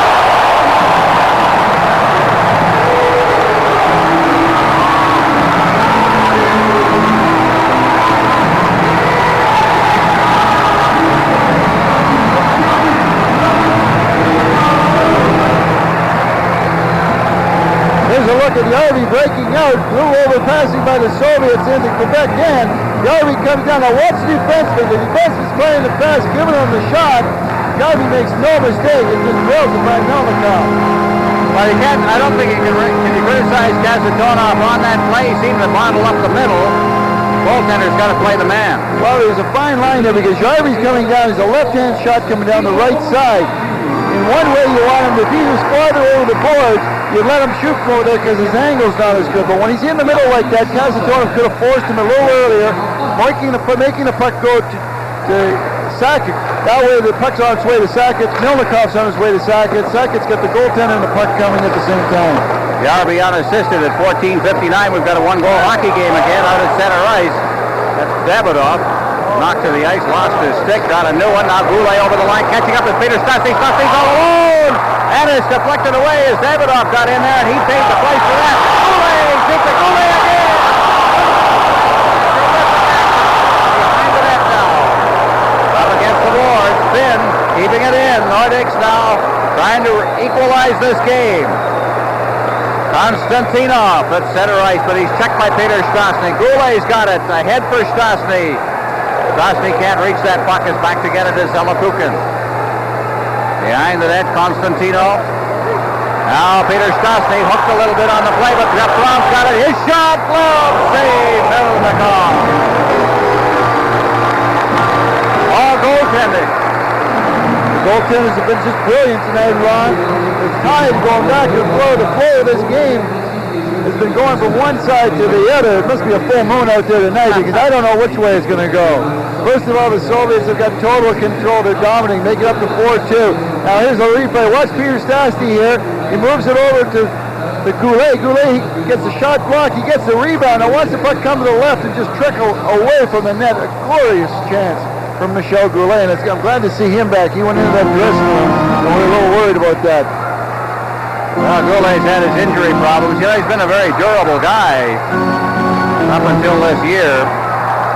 But the first game of the season, stretched knee ligaments. In the season opener, underwent arthroscopic surgery. Prior to this year, in 9 seasons, he had missed only 33 games, and 11 of those had come when he broke his hand in a fight against Kevin Dineen. Moeller clearing it in. Gillis. Malikov up along the boards now, trying to get loose and knocked to the ice is Makarov. Here's a chance. Oh, Steinberg is robbed. Out in front again. Steinberg robbed. He was cold in front of the net. Here comes the Soviets once again. Breaking loose. He's checked by Jeff Brown. Oh, this is exciting. Back they come again. Over the line is Larionov getting set. His shot deflected into the post. Makarov had a goal and it just dinged off the post. That's the third goal post in this period. Brown. Cody looking for a man. Shoots it just wide. Podubny, he shoots it wide. Moving in is Goulet, but he can't control it. And back out at center ice now for Quebec is Dulles. He shoots it in again. Malahoff. Moving in is Podubny to forecheck. It's knocked down by Goulet. Goulet's getting some room now as he works around behind the net looking for a shot. And it's deflected by the defense, and there's going to be a penalty. 2:53 left in the second period. Soviets lead 4-3. This is the NHL Soviet Super Series on CTV. Well, despite the exhortations of number 24, Sergei Makarov, Vladimir Malakhov is off. Right in front of the net, he pulls down. Walt Podubny. Malakhov has given him a good hook and pulled him down. But Podubny really draws penalties like that because he goes to the net. And if you're a defenseman and he's got to step on you, going to the front of the net, after that penalty was called, Makarov was chasing the referee all over the ice. He was talking to him. And I swear, he put a sentence together. I'm telling you right now. Well, Jean Perron's got to be pretty pleased with his hockey club. He's just taken over this team. Ron Hogarth found something humorous in all of that. Hasn't had an awful lot of work. There generally isn't in these games. He's let Hogarth's also let a lot of things go out there. You know, a lot of hooks, a lot of some pulling down, but he's been calling everything around the net. Here's a shot by Larionov. Now watch the deflection here by Makarov, right? off the post. Bob Mason had played it perfectly, but he can't do anything like that. McCarthy dropped it off, went to the net, and had a good opportunity on that deflection. Now we just got a penalty called right off the face-off to Michel Goulet. Tripping. Where Goulet goes. We'll see what happened here. After all of that. Not breaking out if I can help it. Yeah, all right. Hummelev went down. Now that evened all that up in 4 seconds. After all that arguing, Goulet for tripping at 17:11. Malikov went off at 17:07 for cross-checking. One of the things the Soviets have been very strong in has been their special teams. They've got 2 power play goals tonight. They've got a short-handed goal. This is an ideal situation to watch them on a 4-on-4. Kind of looking forward to it. They're used to that big ice service, and not as, and when you get a 4-on-4, you're going to have a lot more ice service for them. That's the translator working with Viktor Tikhonov as Gauthier and Bonnie, the linesmen, are over there now. And boy, he's had an awful lot to say as Makarov. He's been talking ever since that first penalty. He's been dying, his hands have been going. You notice that? Yeah. And he keeps saying 2. I don't know who he's referring to. Bobby Dulles? Or 2 minutes? It's going to be fun to watch now, Ron, with this 4-on-4. I kind of miss this in the National Hockey League. It's the Wayne Gretzky rule, but what can you do? The officials want to keep it this way. Opens things up. It really... I like to see the better players, and this is when the better players get on the ice an awful lot. The guys who can find the open ice. Peter Stastny now ahead for Sakic now. Sakic with a jump on the defense, but getting back there is Gusarov behind the net. Knocking it away is Kasatonov, and he gets the return pass, and Kasatonov's out at center ice now. Getting it ahead.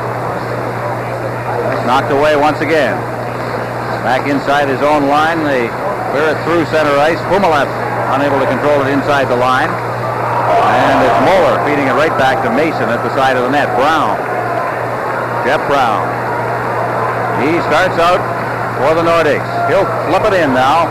Peter Stastny going in to corral that bouncing puck, and it's knocked away from him, but Moeller's right there. Back to Stastny, but it's deflected away. Now Sakic out for Stastny. Stastny trying to get it in. Moeller in front. High hockey game. Jeff Brown parked on the side of the net. A terrific play. Oh, Ron, you got a special team. The special players go out there. Watch how there's nobody on the blue line. Randy Moeller into Brown, redirects it, but Peter Stastny, who's been covered like a tin in front of the net, 2 guys on, drops it back to Moeller, the quick pass over to Brown, and we've got a tie hockey game. Now Jeff Brown liked it.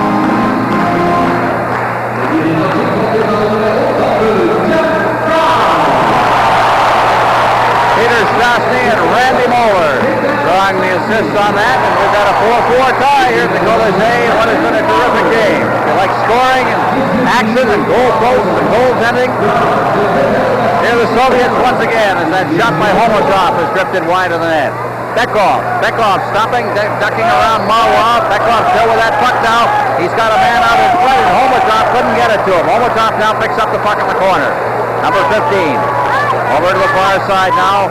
Fed into the corner. Bekov is after it in there. Bekov to Homotov, but Anton Stastny picks it up and flips it out to center ice. Chasing back is Vladimir Konstantinov. Konstantinov just unloading that pass for Homotov. Homotov at center ice. Getting it to Larionov. Ahead. Homotov. Back now Fetisov. Larionov trying to control it, but couldn't contain the puck. And it's back inside the Soviet blue line. Stelnov. Ahead for Fetisov. Fetisov stripped away from him, but offside as Gillis brought it in. A player trapped inside the blue line. That was Alain Cote. And we'll get a face-off. 4-4 tie. 1 second remaining in the penalty to Goulet. They've had a power play going for about 5 seconds. I'll get a chance to take a look at the goal again, Brad. Well, big play. Look at this 4-on-4. You got to remember, nobody's playing defense out here. Everybody's up. And a bing play from Stastny to Moeller to Jeff Brown. And he just redirects it home. Melnikov is standing there watching. He's waiting for the shot. Moeller makes a quick pass. Catches him. Jeff Brown just puts it away. They've discussed that 4 times over again. That's Moeller on the right. Jeff Brown on the left. They have a monitor in there watching it. John Perron really likes Jeff Brown. He thinks this young guy's got a lot of potential.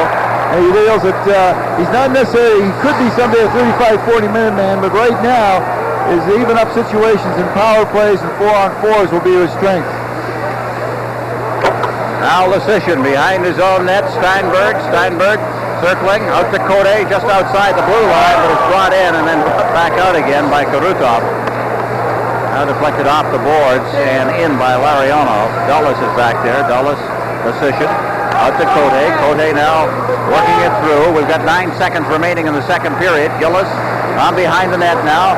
Steinberg out in front. Here's a chance for Mueller, and he just couldn't corral it. Out it comes to center ice as the siren goes. On an exciting second period of play, the total shots on goal, Nordics out shooting the Soviets 23-14. We have a 4-4 tie. This is the NHL Soviet Super Series on CTV.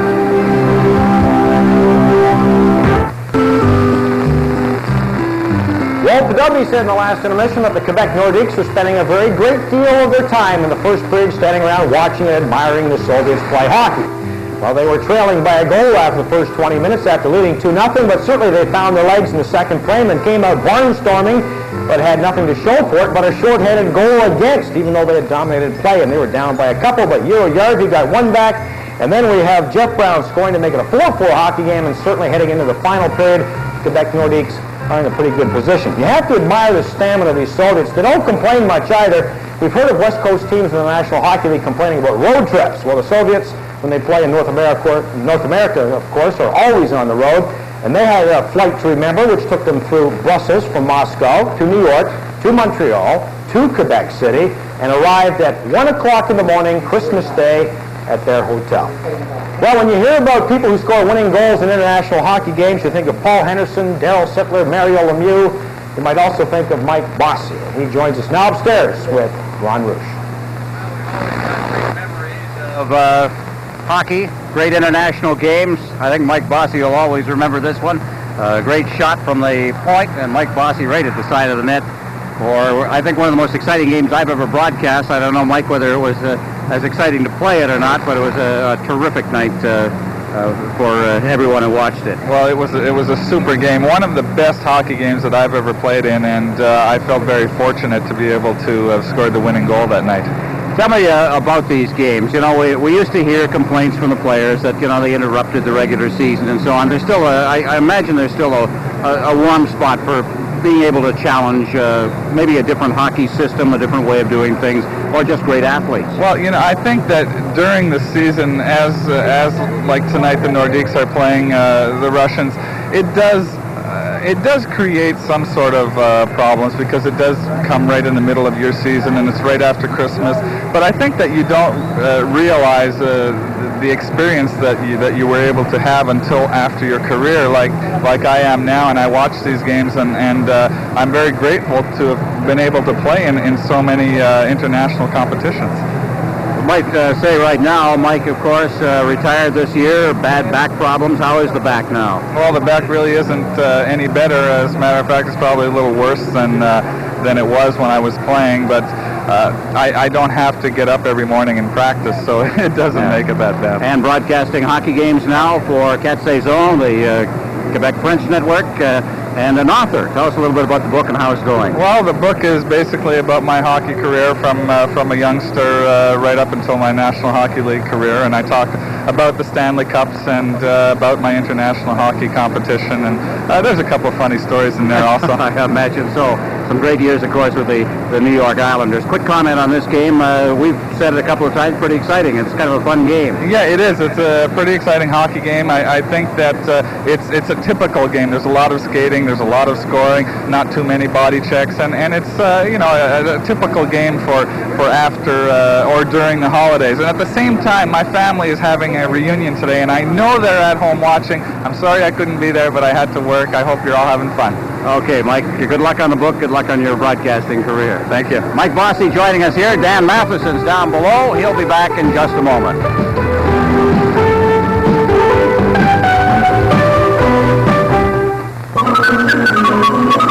Quebec Nordiques have scored the first 2 goals in this hockey game and the last 2, and they've tied Central Army with 20 minutes to play.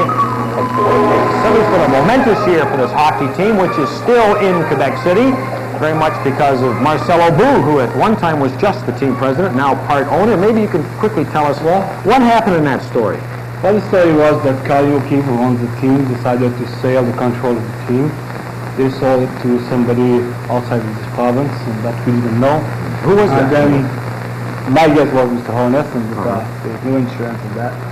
And by the way, later on we bought the Argos, as you know. Anyway, that was not the important part. The important part was that he should go on to Quebec, and that's why we really assure the people by buying it ourselves. And I tell you one thing, as an owner, it's a different feeling that just handling the Carly O'Keefe money, even if I was doing it as my own money, and big difference. Have the fans rewarded you? Have they shown even more enthusiasm for this hockey? Oh yes, I'll tell you one thing, we are, as you know, in the reconstruction process, rebuilding process, and the crowd, the building is filled, and the atmosphere is great, people are patient, ready to wait, and as you see, we play already better, and the second part of the season, we are going to be very tough to beat. Coaching change, that's always a big decision to make. Many people thought that with or without a health problem, Ron Lapointe may not have come It's tough to say. We really, the GM, Mark and Madden, really decided to stay behind him, you know, and to show the players that they won't run that hockey team. It's going to be a management decision. And he was really behind Ron Lapointe for a long period of time, I tell you. But his health problem forced a change. And since it's curious and it's doing better. And I will say though that for our Liverpool Montreal Canadian game, that one coaches the last game, I've been the steps to go forward and do better than the first half. You've got the Soviets in your building tonight. You had them in rendezvous. You think that you're going to have them a lot more in the future. You say that the future of the NHL is as you said, when he arrived one day earlier than he was supposed to arrive in the Mirabel 48 hours ago, the inconvenience was he called me in my home, you know, during the night. I figured I should just call Marcelo Bou. And we met together and very close way in the rendezvous 7, and since we kept good relation, we were very pleased about that big event. I tell you, I think the future of our hockey is international hockey, and our game is great, and the thing is fine, but I tell you, the future will be by playing more often the Soviet, and who says probably we're going to have a championship every year against them pretty soon. Well, enjoy the rest of the hockey game. Thank you very much. Marcelo Bou, part owner, team president, Quebec Nordiques. We'll be back with Brad Park in just a moment with his highlights of the first and second periods.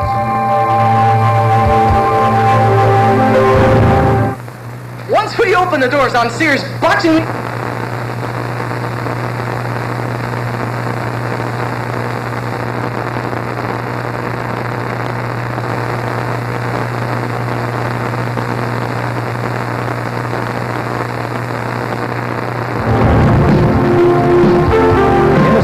It was Yuri Heimelab scoring for Central Army at 9:24. That was a short-handed goal, and maybe some Quebec fans thought that the Nordiques were in big trouble, but back they came with Yuri Yarvi and then Jeff Brown scoring in the last 6 minutes of that second frame. And Brad's here now to look at the tying goal. Shots on goal favoring the Nordiques in that period and now in the game today. Well, I give the Nordiques a lot of credit with bouncing back here. They're putting some tremendous pressure on the Soviets in their end. As the puck comes out of the corner, it comes out to the point. Watch Peter Stastny take two guys out to Moller, over to Jeff Brown, tie game in the second period. That's a big goal for Quebec because they were faltering. To get 2 goals back in the last 6 minutes and bring them back in that game is a big tell. 4-4. This game will be decided in the third period. NHL rules prevail. There could be overtime. Stay with us on CTV.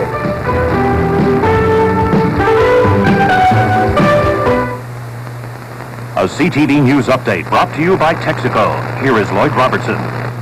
An Israeli government spokesman says Prime Minister Shamir wants both superpowers to sponsor Middle East peace talks.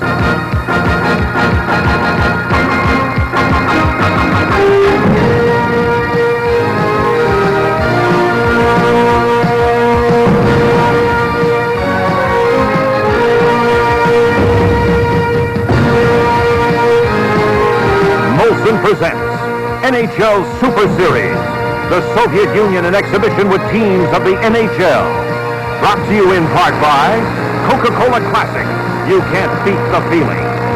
By your local McDonald's restaurant. By Lloyd's Bank Canada, the new breed of bank with quality branches coast to coast. And by Sega Video Games. Only Sega brings electronic 3D technology into your home.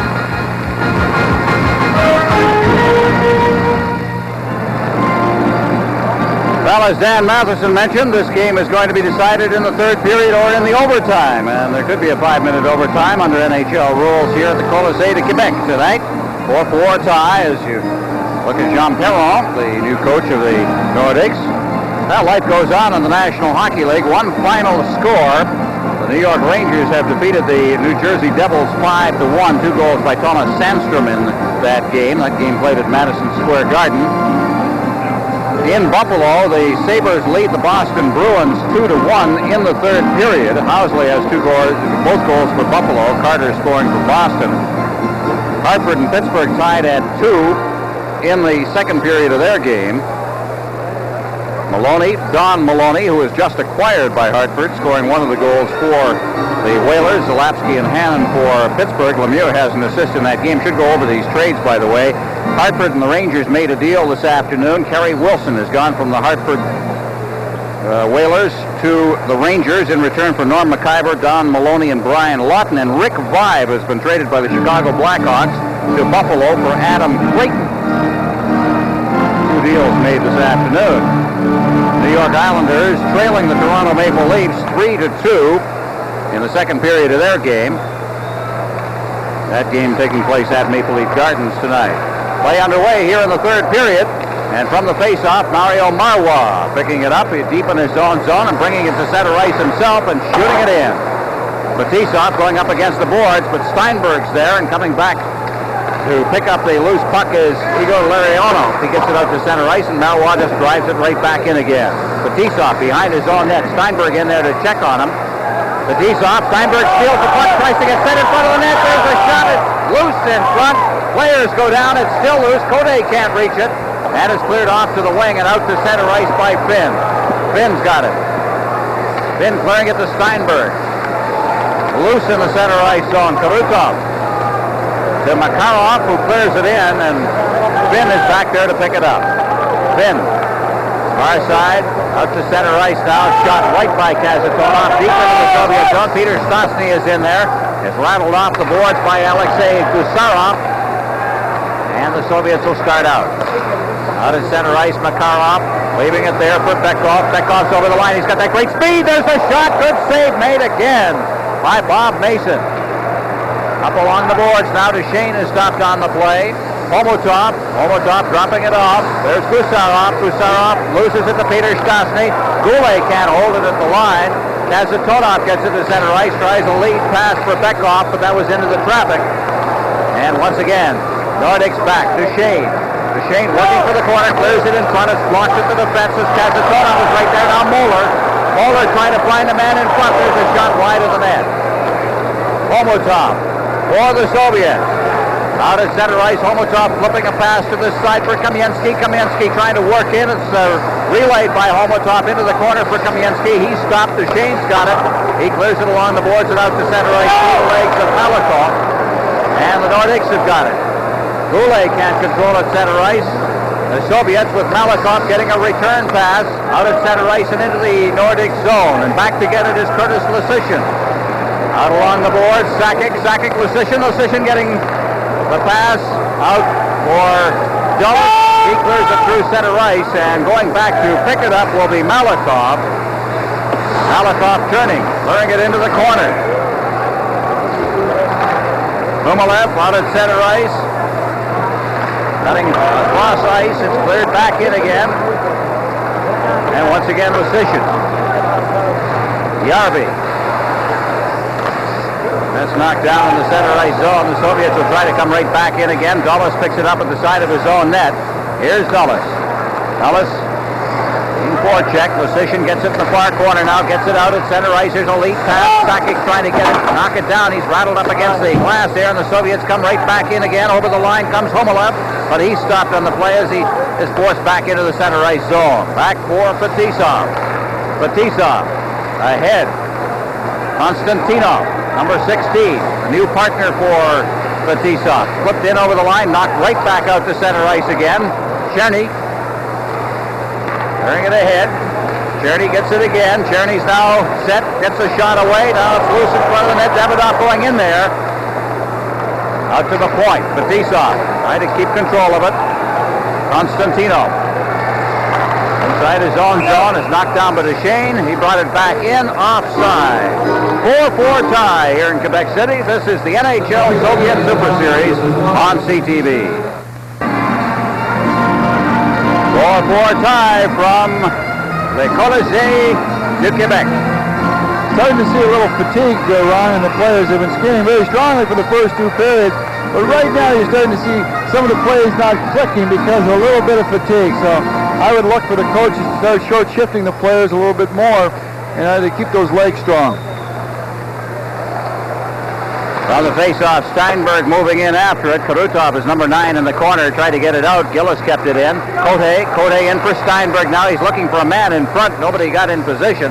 And Makarov takes over behind his own net. Leaves it for Kazatonov. Kazatonov flipping it there for Karutov, who just lets it lie there for Gusarov, who sends it to center ice. Karutov's over the line. Now Karutov trying to circle around the defense. He's around the net.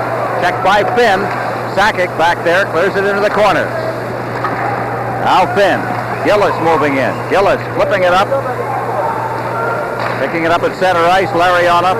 Larionov gets a return pass from Karutov. Cote off the boards, and Kazatonov is back there. Kazatonov, the lead pass. Larionov. Moeller back there. Moeller checked on the play as he's behind his own net. Peter Stastny's got it. Peter Stastny ahead now for Jeff Brown at center ice. Brown ahead for Goulet. Goulet. Stastny unable to control it. Here they come again. Rink wide pass. Breaking in is Makarov. All alone. Shoots. Hit the post. Oh, he got it in there, and it came right back out again. The red light went on, and the Soviets have broken the tie on a breakaway by Sergei Makarov. Well, if you talk about somebody who sees an extra dimension on the ice, this man right here, Sergei Makarov, watch this as he crosses the blue line. He's going to look back to see how much time he has. There's the little peak, goes to his left, and boy, that's in and out before you can blink. Bob Mason gets stuck with a tough guy coming down on him.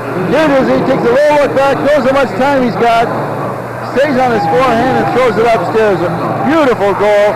Quebec's defense was caught a little bit on the chin. Right, we were talking to Jean Perron prior to the game, and he said the one thing he had to warn his players, especially the younger players, was watch out for the guy who's sneaking in behind you. The Soviets are great at doing that, and Larionov spotted Makarov floating around the blue line and got a perfect pass to him. They had the defense beat.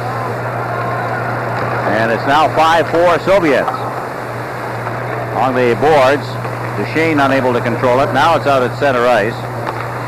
Bekov to the far side. They cleared right back in again. Mason's out of his net.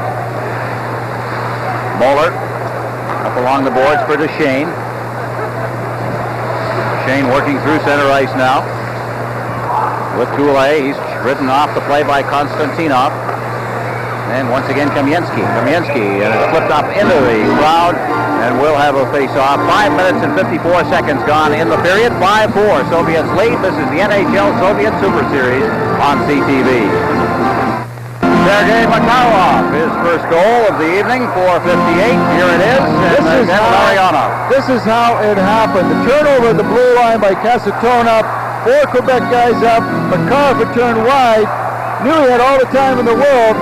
And he just stuck it up real quick with that turnover inside the blue line. 4 QuebeckNordick's attacking, 1 defenseman back. The guy wide open walks in. Makarov on a breakaway. They've got the lead right now. Now there's Larionov. Is it Larionov? So looks like him for a moment there, about to take the face-off. That youngster is Nemchenov. And puck is cleared out to center ice. Soviets have 2 power plays. A shorthanded goal, 2 power play goals, a shorthanded goal, and an even strength goal. The Nordics have 4 even strength goals. 5-4 right now. This is the NHL Soviet Super Series on CTV.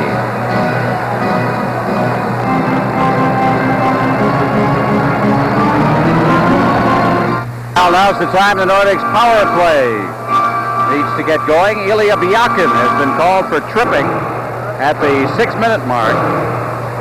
Nordics with the 4 even strength goals, and they trail by a goal, 5-4. They got the power out there, you know, when they get their people, Podubny and Stastny and Goulet, a couple of point people like Brown and Sakic.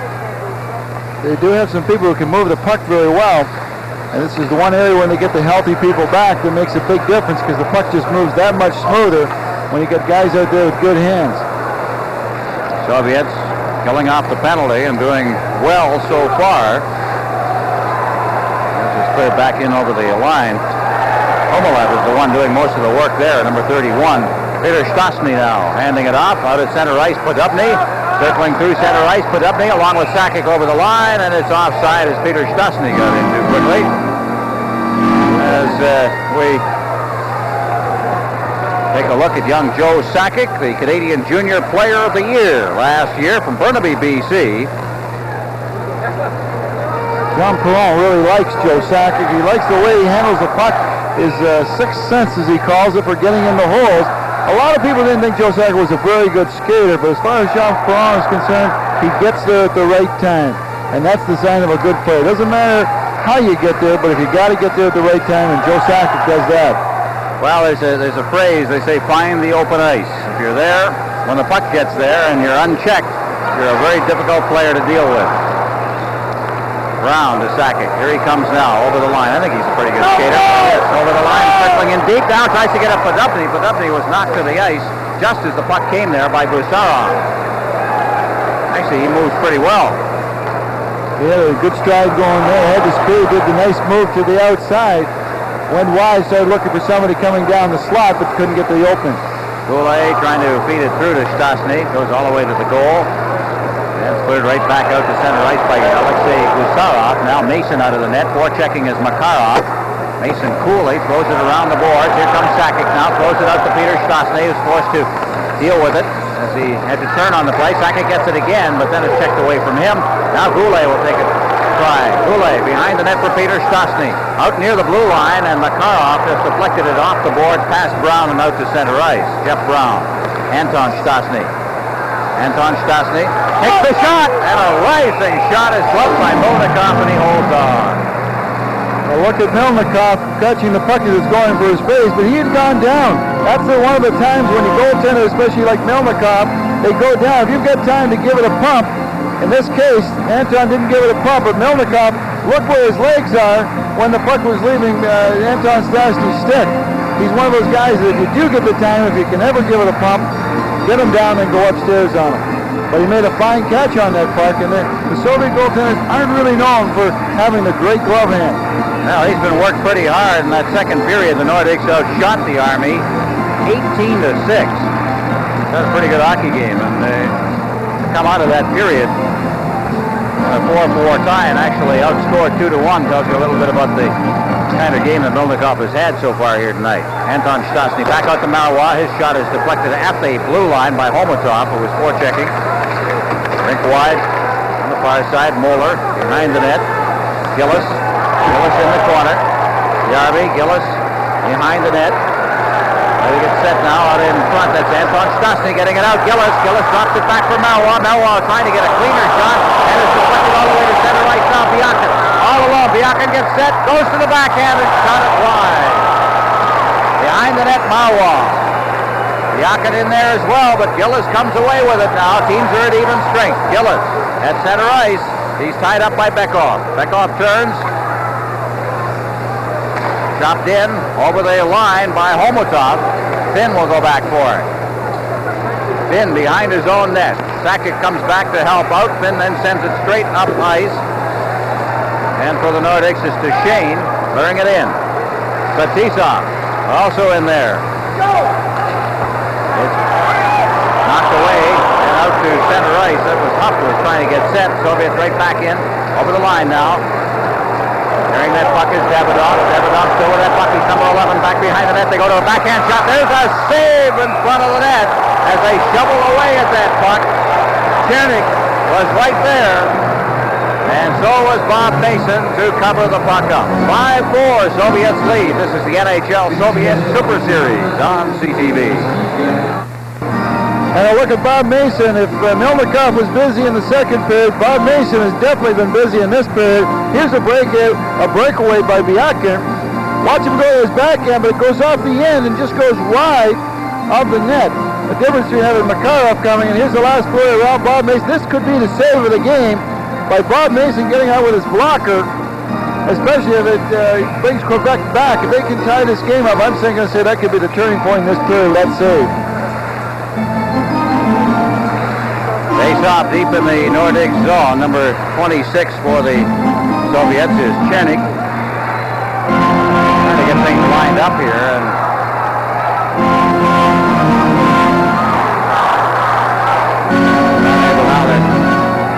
Steinberg, what's happening is outside on the outer rim of the face-off circle. Davidoff and Steinberger jostling a little bit.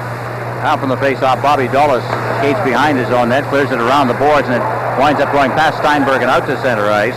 Back there is Chernik. Chernik to Fetisov. Fetisov ahead. Davidoff. Davidoff is checked by Steinberg. Inside the blue line now is a player hurt as Steinberg checking aggressively near the blue line. And a player went down just at the blue line. I can't see who it is as we look down from our vantage point. Steinberg really collided very, very high on the boards here. Watch the check here. Here comes Steinberg. It's number 11. That's Davidoff. Davidoff. Now watch his head hit the boards here. And as he falls, I believe his head also hit the ice. A little miscue along the boards. Here's another look at it. The puck doesn't watch the elbow of Steinberg catch him, drive his head into the glass, and as he falls, he doesn't fall quite as easily either. I think they're just taking a little precaution with him right now. Now looks like they've handed an elbowing penalty out to Steinberg. So there'll be a penalty call. Fans didn't like the call. Steinberg just a little too aggressive right at the line. Victor Tikhonov had a very interesting thing today, Ron, when we were talking to him, basically talking about the ups and downs last year that his team and his players went through, especially the national team and also the Army team. They had a lot of ups and downs with the games that they're playing. Well, it's 5-4, and the Soviets are about to go on the power play. This is the NHL Soviet Super Series on C. Well, to the left of your screen, one of the all-time Soviet scorers, Boris Mikhailov. And, of course, next to him is the head coach, Victor Tikhonov. Mikhailov now an assistant. There's Trevor Steinberg, who's in for elbowing at 9:27. And we'll take a look at it once again. As you see Davidoff being worked over. Yep, that'll wake you up very quickly. Couple of blinking retinas going there at you. All right, now we'll see what happens. As Fetisov cuts in front of his own net, starts out, feeds the pass to Krutov, back to Fetisov, ahead at center ice for Konstantinov. He gets to the line, but no further, and Fetisov's got it at center ice once again. Fetisov turning, Gillis checking on him, but moving up is Krutov. He cuts right through the defense and goes to his backhand, shoots, and is deflected away by Bob Mason. Now, how do they come? They beat it down the ice, Paul Gillis. And Fetisov will go back once again. Fetisov behind his own net. Ahead. Larionov at center ice. Number 11 or number 9 is Krutov. He's out there. Took his shot right back out at center ice again. And the Soviets have had trouble getting anything going here. It's Larionov now. Drops it off. Fetisov. Fetisov being chased back. Backing is in there for checking. Fetisov. Ahead for Makarov. Makarov at center ice. Drops it off. Moving up is Kazatonov. Kazatonov, Krutov, Larionov. Back for Kazatonov in the corner. Krutov at the point. Gets the pass. Over for Fetisov. He stands on it. And the whistle blows. Larionov goes down under a slash. And I don't know whether Hokar saw it or not. Was standing in the slot, and Joe Sakic slashed him mainly on the hand. Watch out, here's the slash right there. Larionov takes a little bit. He's whoa, that hurts. Down he goes. There was the slash. And I don't think Ron Hogarth saw it.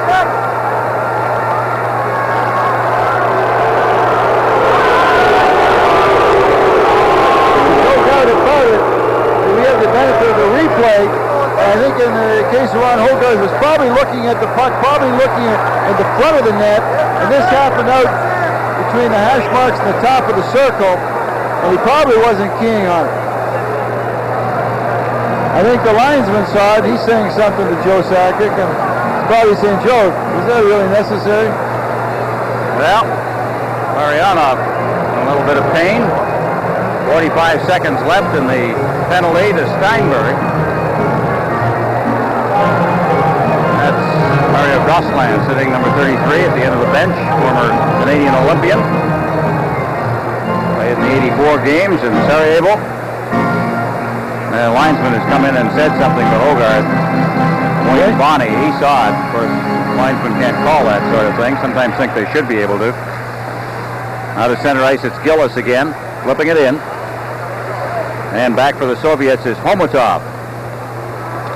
Homotov starting out, leads it ahead for Bekov. Bekov turning, gets it out to center ice by everybody. It's chipped free by Homotov, and Gillis has it. Gillis getting it back, and they'll golf it down the ice.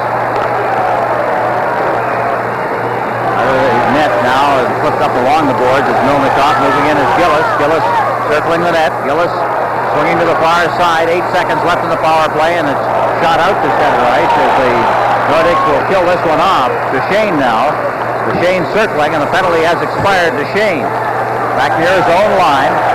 Drops it back now. And a good hand for the penalty killers here as Jeff Brown clears it down. There to get it is Kazatonov. Kazatonov with the Soviets leading 5-4. Out at center ice now for Bekov. Bekov clearing it in over the line. Yakin. Stastny. Peter Stastny over the line now. Gets it for Podubny. Podubny shoots right on. Juggled momentarily by Volnikov. And he holds on for the face-off. 8:04 left in regulation time. As you look at Walt Podubny, former Ranger high scorer. And a dangerous shooter. Ron, one of the things that's scary, watch how deep in the net Milnikov is. When this shot comes, look where he is. Instead of being out challenging the shooter, the one thing that scares me about Soviet goaltenders, and we saw it a lot at the Olympics and the Canada Cup last year, was that they're not out challenging the shooters. And that shot almost handcuffed them when it should have been hitting them in the pads. Now from the face-off in the corner. It's backhanded out to center ice by Humalev. Lysyshyn's back to get it for the Nordics. Curtis Lysyshin being driven against the boards. Humalev now looking for a man in front of the net, forced to retreat. Here's a quick shot, that one taken from the high slot area by Nemchinov. Peter Stastny, Goulet. Goulet forced back. Soviets content to keep the Nordics pinned in if they can. With 7 minutes and 24 seconds left in regulation time. Back in his own zone is Malahov. He's checked on the play. Malahov then gets it out to center ice, and here they come once again as Larionov in full flight. Well recovered. Larionov finds a little bit of room and gets a shot away, but it's deflected off the leg, and Goulet starts out. Goulet at center ice. Goulet ahead. Anton Stastny. He's chased into the corner by Fetisov. Puck is cleared in front of the net. Marwa moves in, and the Soviets bring it out. Rink wide. Out there is Makarov, but unable to move too far with it. And back from behind his own net will come Fetisov. Fetisov. Karutov. Out at center ice, deflected away by Makarov. Moving up is Konstantinov from his defensive position. Gets it over the line. The Nordics come right back with Anton Stastny. Stastny through center ice now for Yarby. Yarby over the line. Sakic. Yarby again. Yarby turning up near the boards, and it went off the leg and out to center ice. Karutov. Karutov ducking away from Yarby's checking. Now feeds it ahead for Bekov. Bekov threw it in there, and Bob Mason held on for the faceoff. Still 5-4 Soviets. This is the NHL Soviet Super Series on CTV. If we were to describe these two fellows, they would be called traditionalists. They believe in the defensive style of hockey. Well, it's always been proven that good defense can create offense, can shut down the other teams, but also generate some offense for yourself. You notice how there's a one-goal difference in that in this game, and both coaches had the same expression. They're not happy. And won't be happy till the final siren. One will be happier than the other. the face-off out at center ice. It's Gusarov, number 5. Bekov, number 19. Homotov trying to get to the line. Randy Moore is stripped him of that puck, but back at the center ice zone again, it's Gusarov. Gusarov jamming there with Gillis. Puck comes to Bekov. Bekov back in his own zone and flipped out. Gillis takes over for the Nordicks and shoots it right back in again. Now Kazatonov. This has not been as exciting a period here in the third as the second was, as the both teams have settled into a defensive form. Ahead, Peter Stastny taking in after that one now. Now he'll look for a man in front if he can find him. Gusarov is there. It's cleared to the side of the net. Now Podupnik working in front, and the net's off the board. Now a lot of close contact around the goal mouth area, and finally the net came loose. Yeah, sometimes nobody's watching the net. You ever notice in a game like this, everything's going around, you're looking at the puck, you're looking for the guys getting free, but nobody's watching the net. Here we're going to find out how this gets off its moorings right now. Watch right by the side of the net. It's actually Peter Stastny that knocks it off the net as the Nordics were getting a good scoring opportunity. He kind of lost his balance, got pushed into it. Good call. Well, after a second period in which the shots on goal totaled 24, here we are with 5:10 remaining in this period, and a total of 8 shots. Soviets are out shooting Quebec 5-3. So that's the way they started to play here, as they've gone close to the best. Yakin over the line now. There's a shot blocked by the defense. That one taken by Humilev. Humilov's number 31 trying to work that puck in front of the net. Dulles has checked on the play. Yakin's there. Now Yemchinov, number 22, out to Podupnik. Flipping it in now. And back to get it. Stelnov. Stelnov goes down. And the Soviets start out with Melikov. Deflected away at center ice. Marois takes over. He turns, gives it to Sakic. Sakic comes in over the line. Sakic looking for a little room.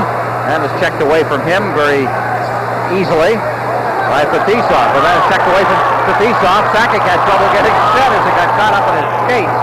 And he got really messed up on the play. Never did get a shot away. Anton Stastny with some room, and there's another save by Molnikov. Now Molnikov has been tested. The shots on goal, 27-19 total in the game, in favor of Quebec as they look there at Anton Stastny, who got a little room coming down the wing. Keep your eye on Molnikov here. He plays this one really well. Notice how he's changed his position. Now he's out a little bit more, challenging the shooter, and wasn't going down. A goaltender's got to read that play from the blue line in. Actually, he should read it from the far blue line. He knew that Anton Stastny didn't have a lot of time. He also knew that everybody else was picked up. So that way he could just concentrate strictly on the shooter. Now, Molnikov's one of those guys who just said, the heck with this big city life, I'm going home. And he's gone back to Chelyabinsk, that's in Siberia. That's where he plays for Traktor, which is the team there. And they pick him up every once in a while when they need a goaltender for things like the Olympics, Canada Cups, and so on. Well, he was a surprise in the Olympics last year. We thought that Beloshakin was going to get most of the duty, but then Beloshakin looked early in some of the early games. It looked a little rough, and they went to Melnikov. He played very well for him. Well, we're beginning to wonder now whether Beloshakin is going to become the Boris Alexandrov of this era. There's a hard check thrown over the line. Finn is upset. The check was thrown there by Konstantinov, who lost his helmet. Now he's lost a glove. Puck is down in the Nordics zone. And back come the Nordics. At center ice, it's cleared to the line, but no further by Stephen Finn, and Fetisov is back to pick it up. Fetisov dropping it off. At center ice, turning with the puck is Bekov. Bekov, a rink-wide pass for Homotov. Homotov now, here's a chance, is moving in on the puck was Kamensky. Järvi for the Nordics. Behind the net, wristed over for Moeller. Moeller deflects it, but not out. It's stopped at the line by Gusarov, and that's away from the goal mouth area by Jeff Brown. Järvi, long lead pass now. Here they come with Huff working to the side of the net, and it bounces up right into the hands of Molnikov. He holds on for the faceoff. Still 5-4, Soviet lead. This is the NHL Soviet Super Series on CTV. 5-4. Soviets lead. 2:52 left in regulation time. The Soviets can hit, Ron. Watch this. Look at this. Konstantinov puts Finn up in the air. He actually takes the worst of it. He heads to the bench after that, but a great check. Fake tie went low on Finn. Finn's a little upset about this one. Well, I tell you, that's a major league check. That kid doesn't look bad, young fellow who's learning a little bit at the hands of the master, playing with Fetisov as we look at Peter Stastny. Well, it really helps you. You know, one thing when you play with an experienced player, you find that when you're playing with a guy who's got a lot of poise, a lot of moxie out there, you're going to find out that he's going to slow the play down, he's going to give it to you. And for a young defenseman playing with an experienced guy, he's going to get the puck on his stick all the time. He's not going to get it in his feet. It's going to make the game a little bit easier for him. Shot ripped over top of the net. Kamensky. This has been the most threatening, I think, line of the game, this Kamensky-Bekov line. Omotov, number one scoring line in the Soviet Union last year, and here they come again. But Peter Stastny is right there as well. Out to Goulet. Goulet can't control it against Gusarov. Now Peter Stastny once again. Stastny, but he's stopped as he crossed the line by Kamensky. Kamensky out over the line, but Goulet's there battling with him. Peter Stastny moves in, helps out, and gives it to Jeff Brown. Brown clearing it around the glass. Bounces out crazily off that glass. How many times have we seen that? Melnikov expected it to go right around the glass, then popped right out in front, taking a bad bounce. Now Bekov coming in over the line, or tried to. Gets to the line, ducks away from another check, and then took a high stick, I believe, just as he stepped around the defense, an inadvertent high stick across the mouth.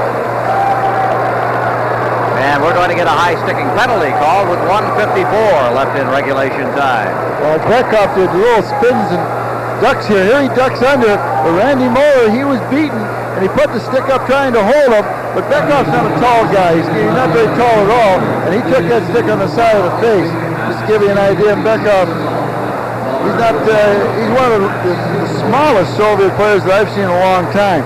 But his talent, if you saw him wheel and deal along the boards there, he actually beat 2 QuebeckNordics before Moeller had to put the stick on him. High sticking at 18:06. I don't care how tall you are. The stick was not meant in this game to be carried that high.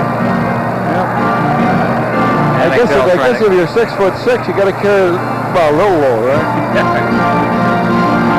Now Bekov will have a fat lip tomorrow. Well, he's turned into a pretty good hockey player, Bekov. A long way in just 7 or 8 years. Very persistent kind of a guy. Constantly at you. A very tough break for the QuebeckNordics with 1:54 left in the game. They're going to be short-handed right down to the wire, the 1 goal behind. And you know, even if they pull up Bob Mason, you're going to end up in a 5-on-5 situation. Which they almost have to do. Give us a little excitement here. It's been a good game, though. Behind the net is Marwa being checked. There along the boards. Gillis there. Here's Sackett. All alone. Back again. Shoots.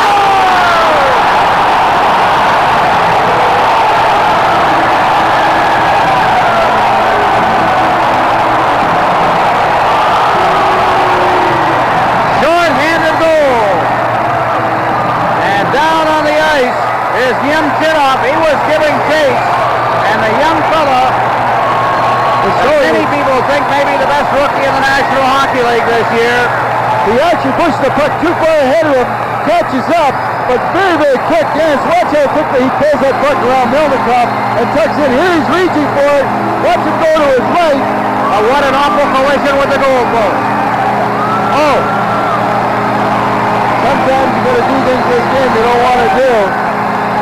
But Joe Sackett makes up for that slash earlier in the period on Lariano, comes back with a big short-handed goal, and injured on the play is number 21, Stelnov, with Chase Sackett to length of the ice.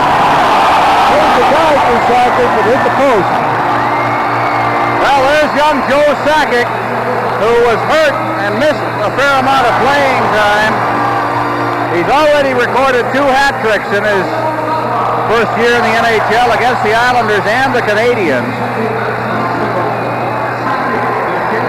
And there's Yemchinov, who desperately tried to dive and knock the puck away, And that looks like a shoulder injury. He really came hard into that goal post.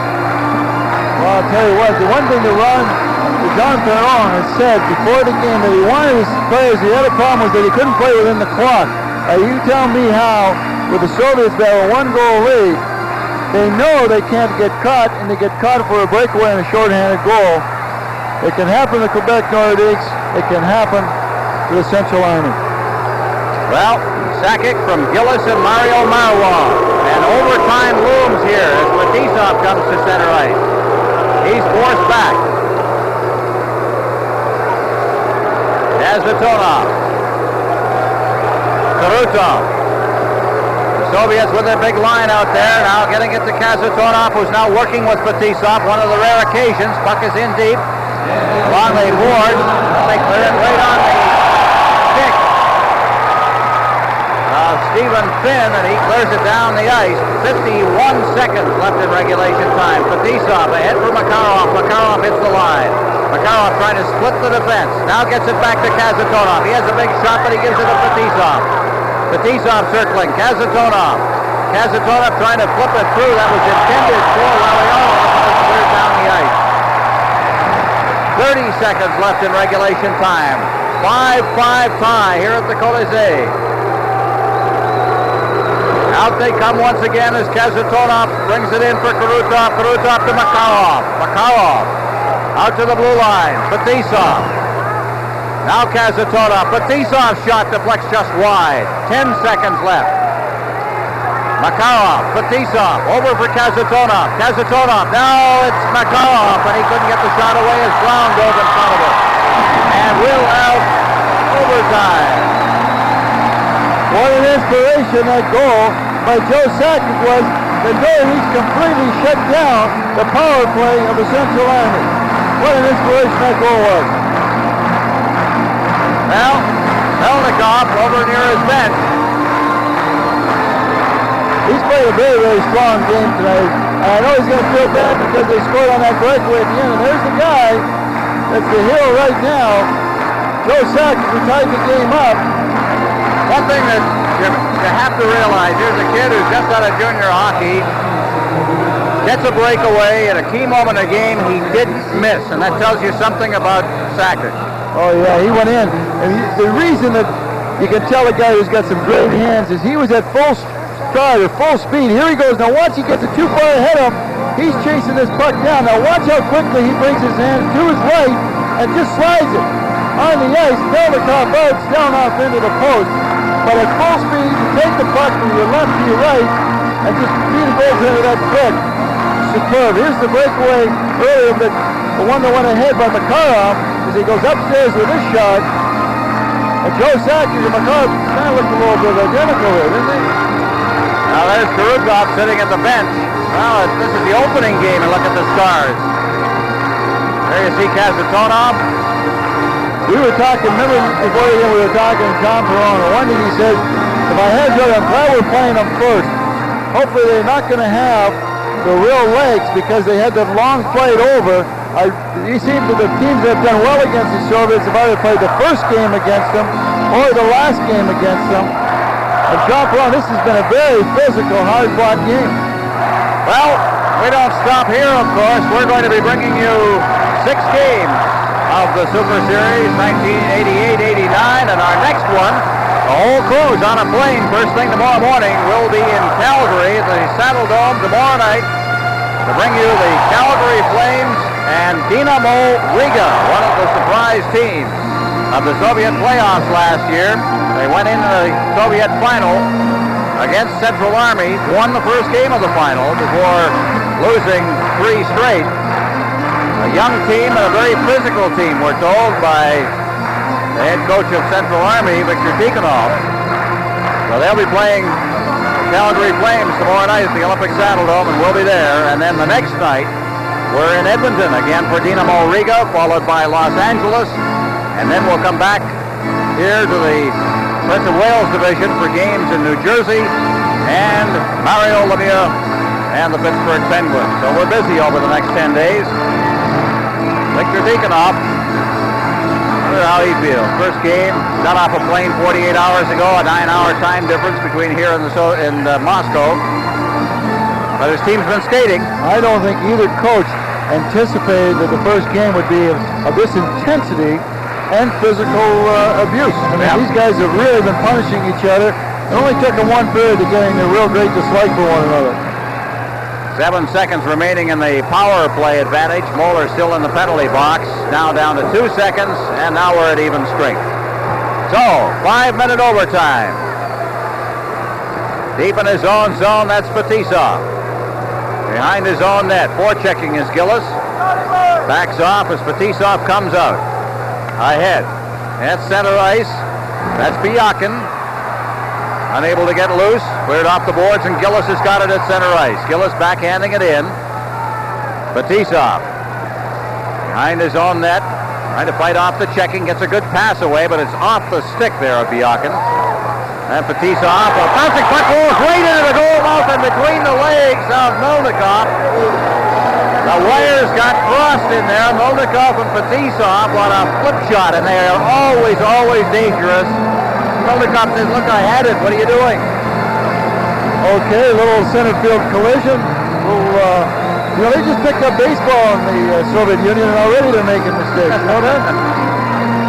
Well, when two guys try to catch the puck, and one guy has a catcher's mitt and the other doesn't, I think that they should defer to the guy with the mitt. And neither of them was trying to do it with two hands the way it's supposed to be done. And Michel Goulet was right there, but I don't think he knew exactly where that puck had gone. Dropped right in between the skates of Melnikov. Now a quick shot and a deflected one by Moeller. And the puck bounced loose in the goal mouth area, and Melnikov was there again. Ron, if my memory serves me right, I believe it was last year, over a year ago in the Canada Cup, the Soviets went into overtime. They'd never won a game in overtime, and they won that big game back in Montreal. Well, and this is kind of like a new taste to them, so now they're getting a little bit more. I think they're going to start liking this thing. Well, one of the things they say about Soviet hockey is that the players are not tested under pressure situations enough. And I think that they're going to start doing that. They say it's an area that there's another flip shot, and again, Melnikov's just not going to let anything hang around that goal mouth area now. He's shutting everything down. Picked that one out of midair. He tried to get a little fancy just before then. When he made the save, he wanted to throw it to his defenseman in front, and it didn't work out. But this time, he was taking no chances. He gloved that pass that came out from behind. Hall of Fame coach Anatoly Tarasov of the Soviet Union, the Hall of Famer, of course, says that he thinks hockey in the Soviet Union in 5 of 6 areas is better. Now, that's his opinion. The areas he lists are, as we take a shot here off a stick, we'll get to that in a moment. As the puck is cleared off the boards and out, Brown, chopped away. Peter Stastny up against the boards. He's being checked very closely in there by Homotov. Now Goulet behind the net. And Stastny is there. Peter Stastny flips it to the goal mouth, right at the side of the net. And again, Melnikov gloves it and hangs on. Finish the thought. Soviet hockey in Tarasov's view is better in 5 of 6 ingredients. And the key ingredients he thinks are natural ability, skill development, physical conditioning, practice techniques, game tactics, and strategy. He says as far as he's concerned, the Soviets are better in that area. But the one area where Canadian hockey players are better is heart and desire. He says it's missing in Soviet hockey, and he doesn't understand why. But I think that the system is wrong in the Soviet Union. You've got one great team in the Central Army and not a lot of competition. Canadians thrive all the way through junior hockey, almost from midget hockey on, under intense competition. Well, also, I think if they put a bonus system in there, it might help too. Well, yeah, that's right too. Although they do get a bonus. They got money for winning the gold medal last year in the Olympics. Here's Sakic, hero of the game so far. Over the line for Brown. Brown's lined up as he crossed the line by Malikov. Malikov then got a caught in his skates, and the Soviets just ease it out to center ice. Are they playing for a tie here? Sakic again, getting that pass over the line and knocked to the ice. As he crossed the line was Gaten Duchesne. Makarov. Good move inside that line to hang on to the puck. Now they cleared near the side of the net. Once again, Sakic trying to get around Makarov. And Fetisov's back there. Fetisov ahead, Larionov. Out of the line, he gets by a stick check from Marois, but he couldn't move any further as Cote came back to help out. Marois. Tarutov mishandled that puck. Here's Cote, quick shot. And a save made there by Molnikov. Now rink-wide pass off the stick of Makarov. Makarov fighting his way past Finn. There's the strength of Makarov as they try to pin him up against the boards and finally do. Cote up against the boards. It's poked to center ice and Fetisov's got it. Gives it to Larionov. Over the line for Gusarov. Gusarov looking for a man in front. There's a chance for Tarutov and he fanned on the first one, was tied up on the second one, and the Nordics come back with 1:50 left in the game. Moeller hits the line, is stopped. Anton Stastny couldn't reach that one. Bekov comes back. Bekov rink wide. Tarutov in front for Kasatonov, who couldn't get the shot away. Now up off the glass and into the crowd, and we'll have a face-off and a big one down in the Nordic zone. As you look at Kasatonov, one of the big players for the Soviets. This guy kind of reminds you of a 6'2" Ray Bork. I mean, he's just an immense, strong man. Even visually, he looks a little bit like Ray, but he's been a major participant for this team over the years and the national team. One of the things in this overtime thing is that maybe that drive and emotion right now is on Quebec's side, because I think they've really been carrying the play for the first 2.5 minutes of this overtime. It has been down in the Soviet ends. The Soviets have not handled it well. They almost like they tightened up a little bit.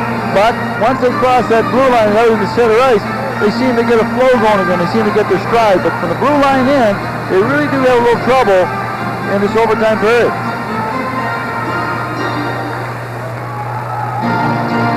face off. This will be a big one. Quebec has outshot the Soviets in the overtime 4-0.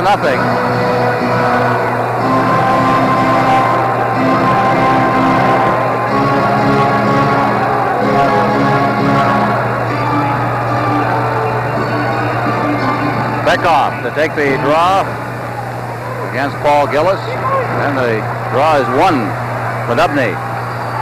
As it is center ice now, tries to get it to Brown, but it's stripped away there by Homotov, back-checking on the play.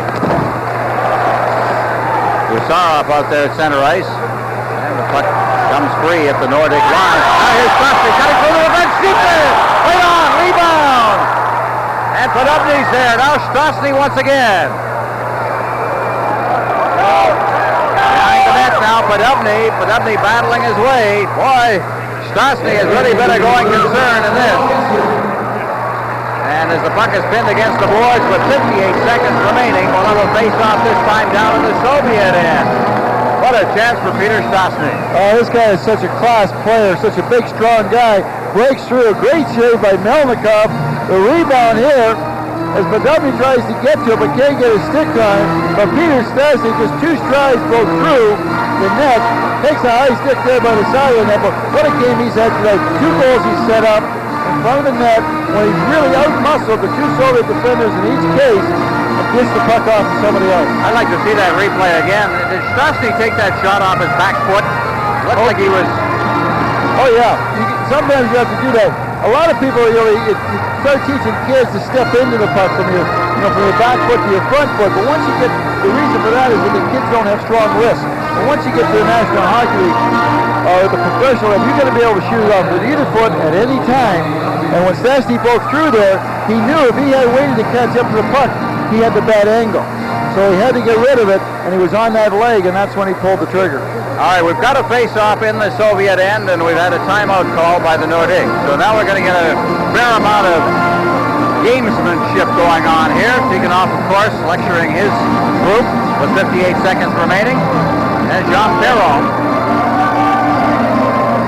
Take a look at some of the games in the National Hockey League tonight. Buffalo beat Boston 2-1.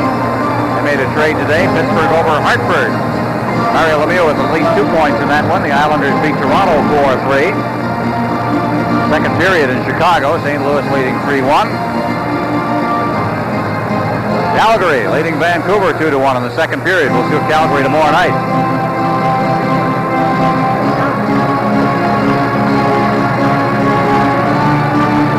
And of course the Rangers beat New Jersey the Cleveland afternoon 5-1. Now from the faceoff, Goulet's in there. He's unable to get a good shot away. It's cleared in front. Out in front again. It's loose out there, and it's cleared away. Now the Soviets come out with Makarov carrying the puck. Makarov to the line. Waits for his mates to catch up, and then it's fed right back out to center ice for Fetisov. Fetisov to Makarov. He'll find some room now as he hits the line. Makarov, he's a game breaker. Throws it in front, and Mariano unable to reach that as Sakic comes over the line, and it's ended. Fetisov took him out, and the Siren, at least he took a stick as he, either it was the stick or the skate of Sakic as he made the check. Accidental. Great play. Watch him break to his left, come back. Keep an eye now. Watch him pull. He jumps through, but Fetisov sticks out his left leg and gets a stripping penalty. And even on that play, you couldn't tell what happened to Fetisov.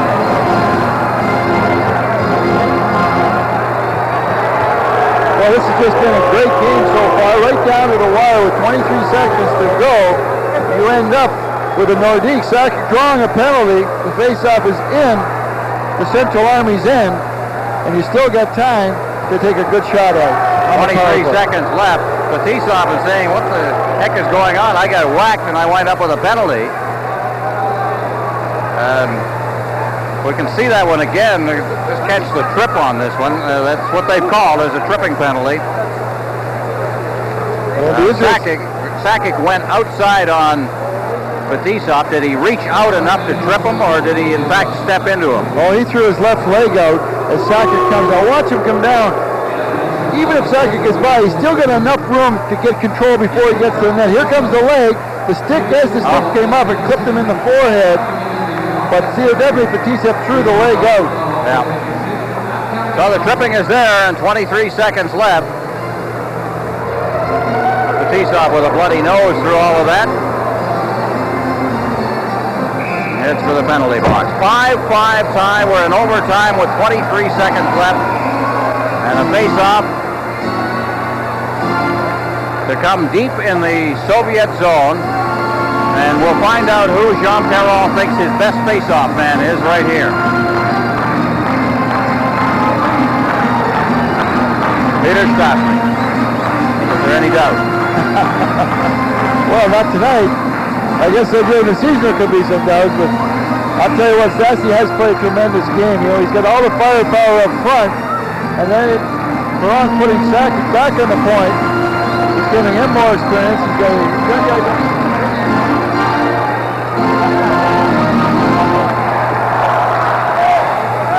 Run the face-off now, out near the line. Brown taking his time, 18 seconds left now, gets it in. Suddenly trying to shoot it in front. He reaches for it again, and is cleared to center ice with 12 seconds left. So they got time for one more rush. They say it was knocked down, I think, with a high stick. So the face-off will come in the center ice zone. Now it'll come right back down into the Nordic zone. High stick is the call.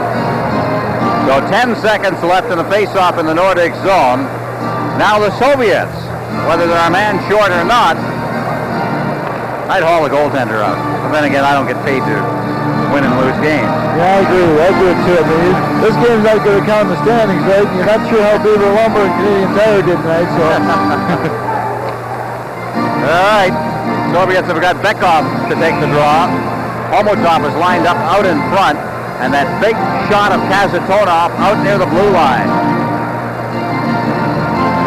That moved Gusarov out there too. Get him in.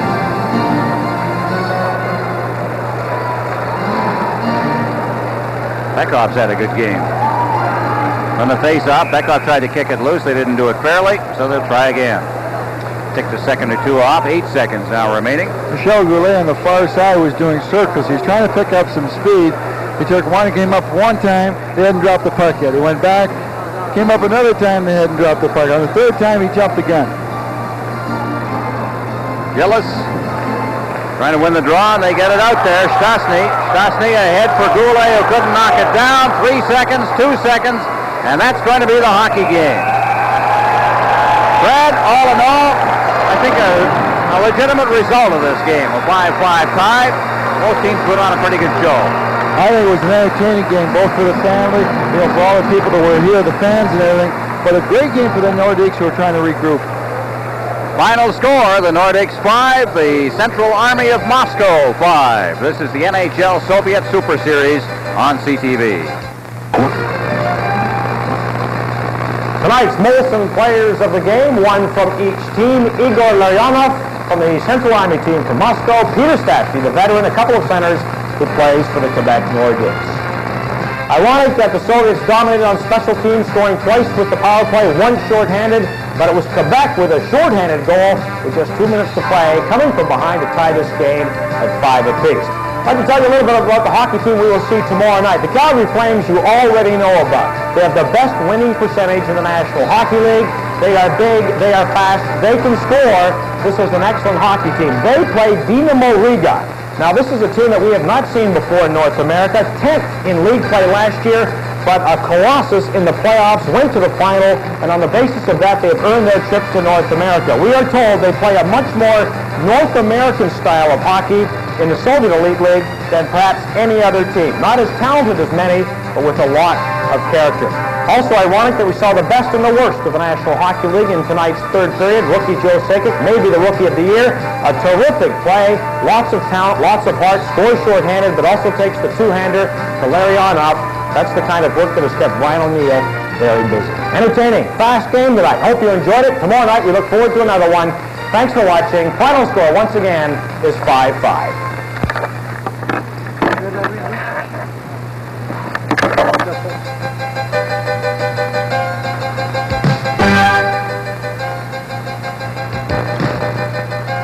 This telecast is copyright and is strictly for the private use of our audience. Any reproduction, retransmission, or exhibition in whole or in part without the express written consent of the CTV television network is strictly prohibited.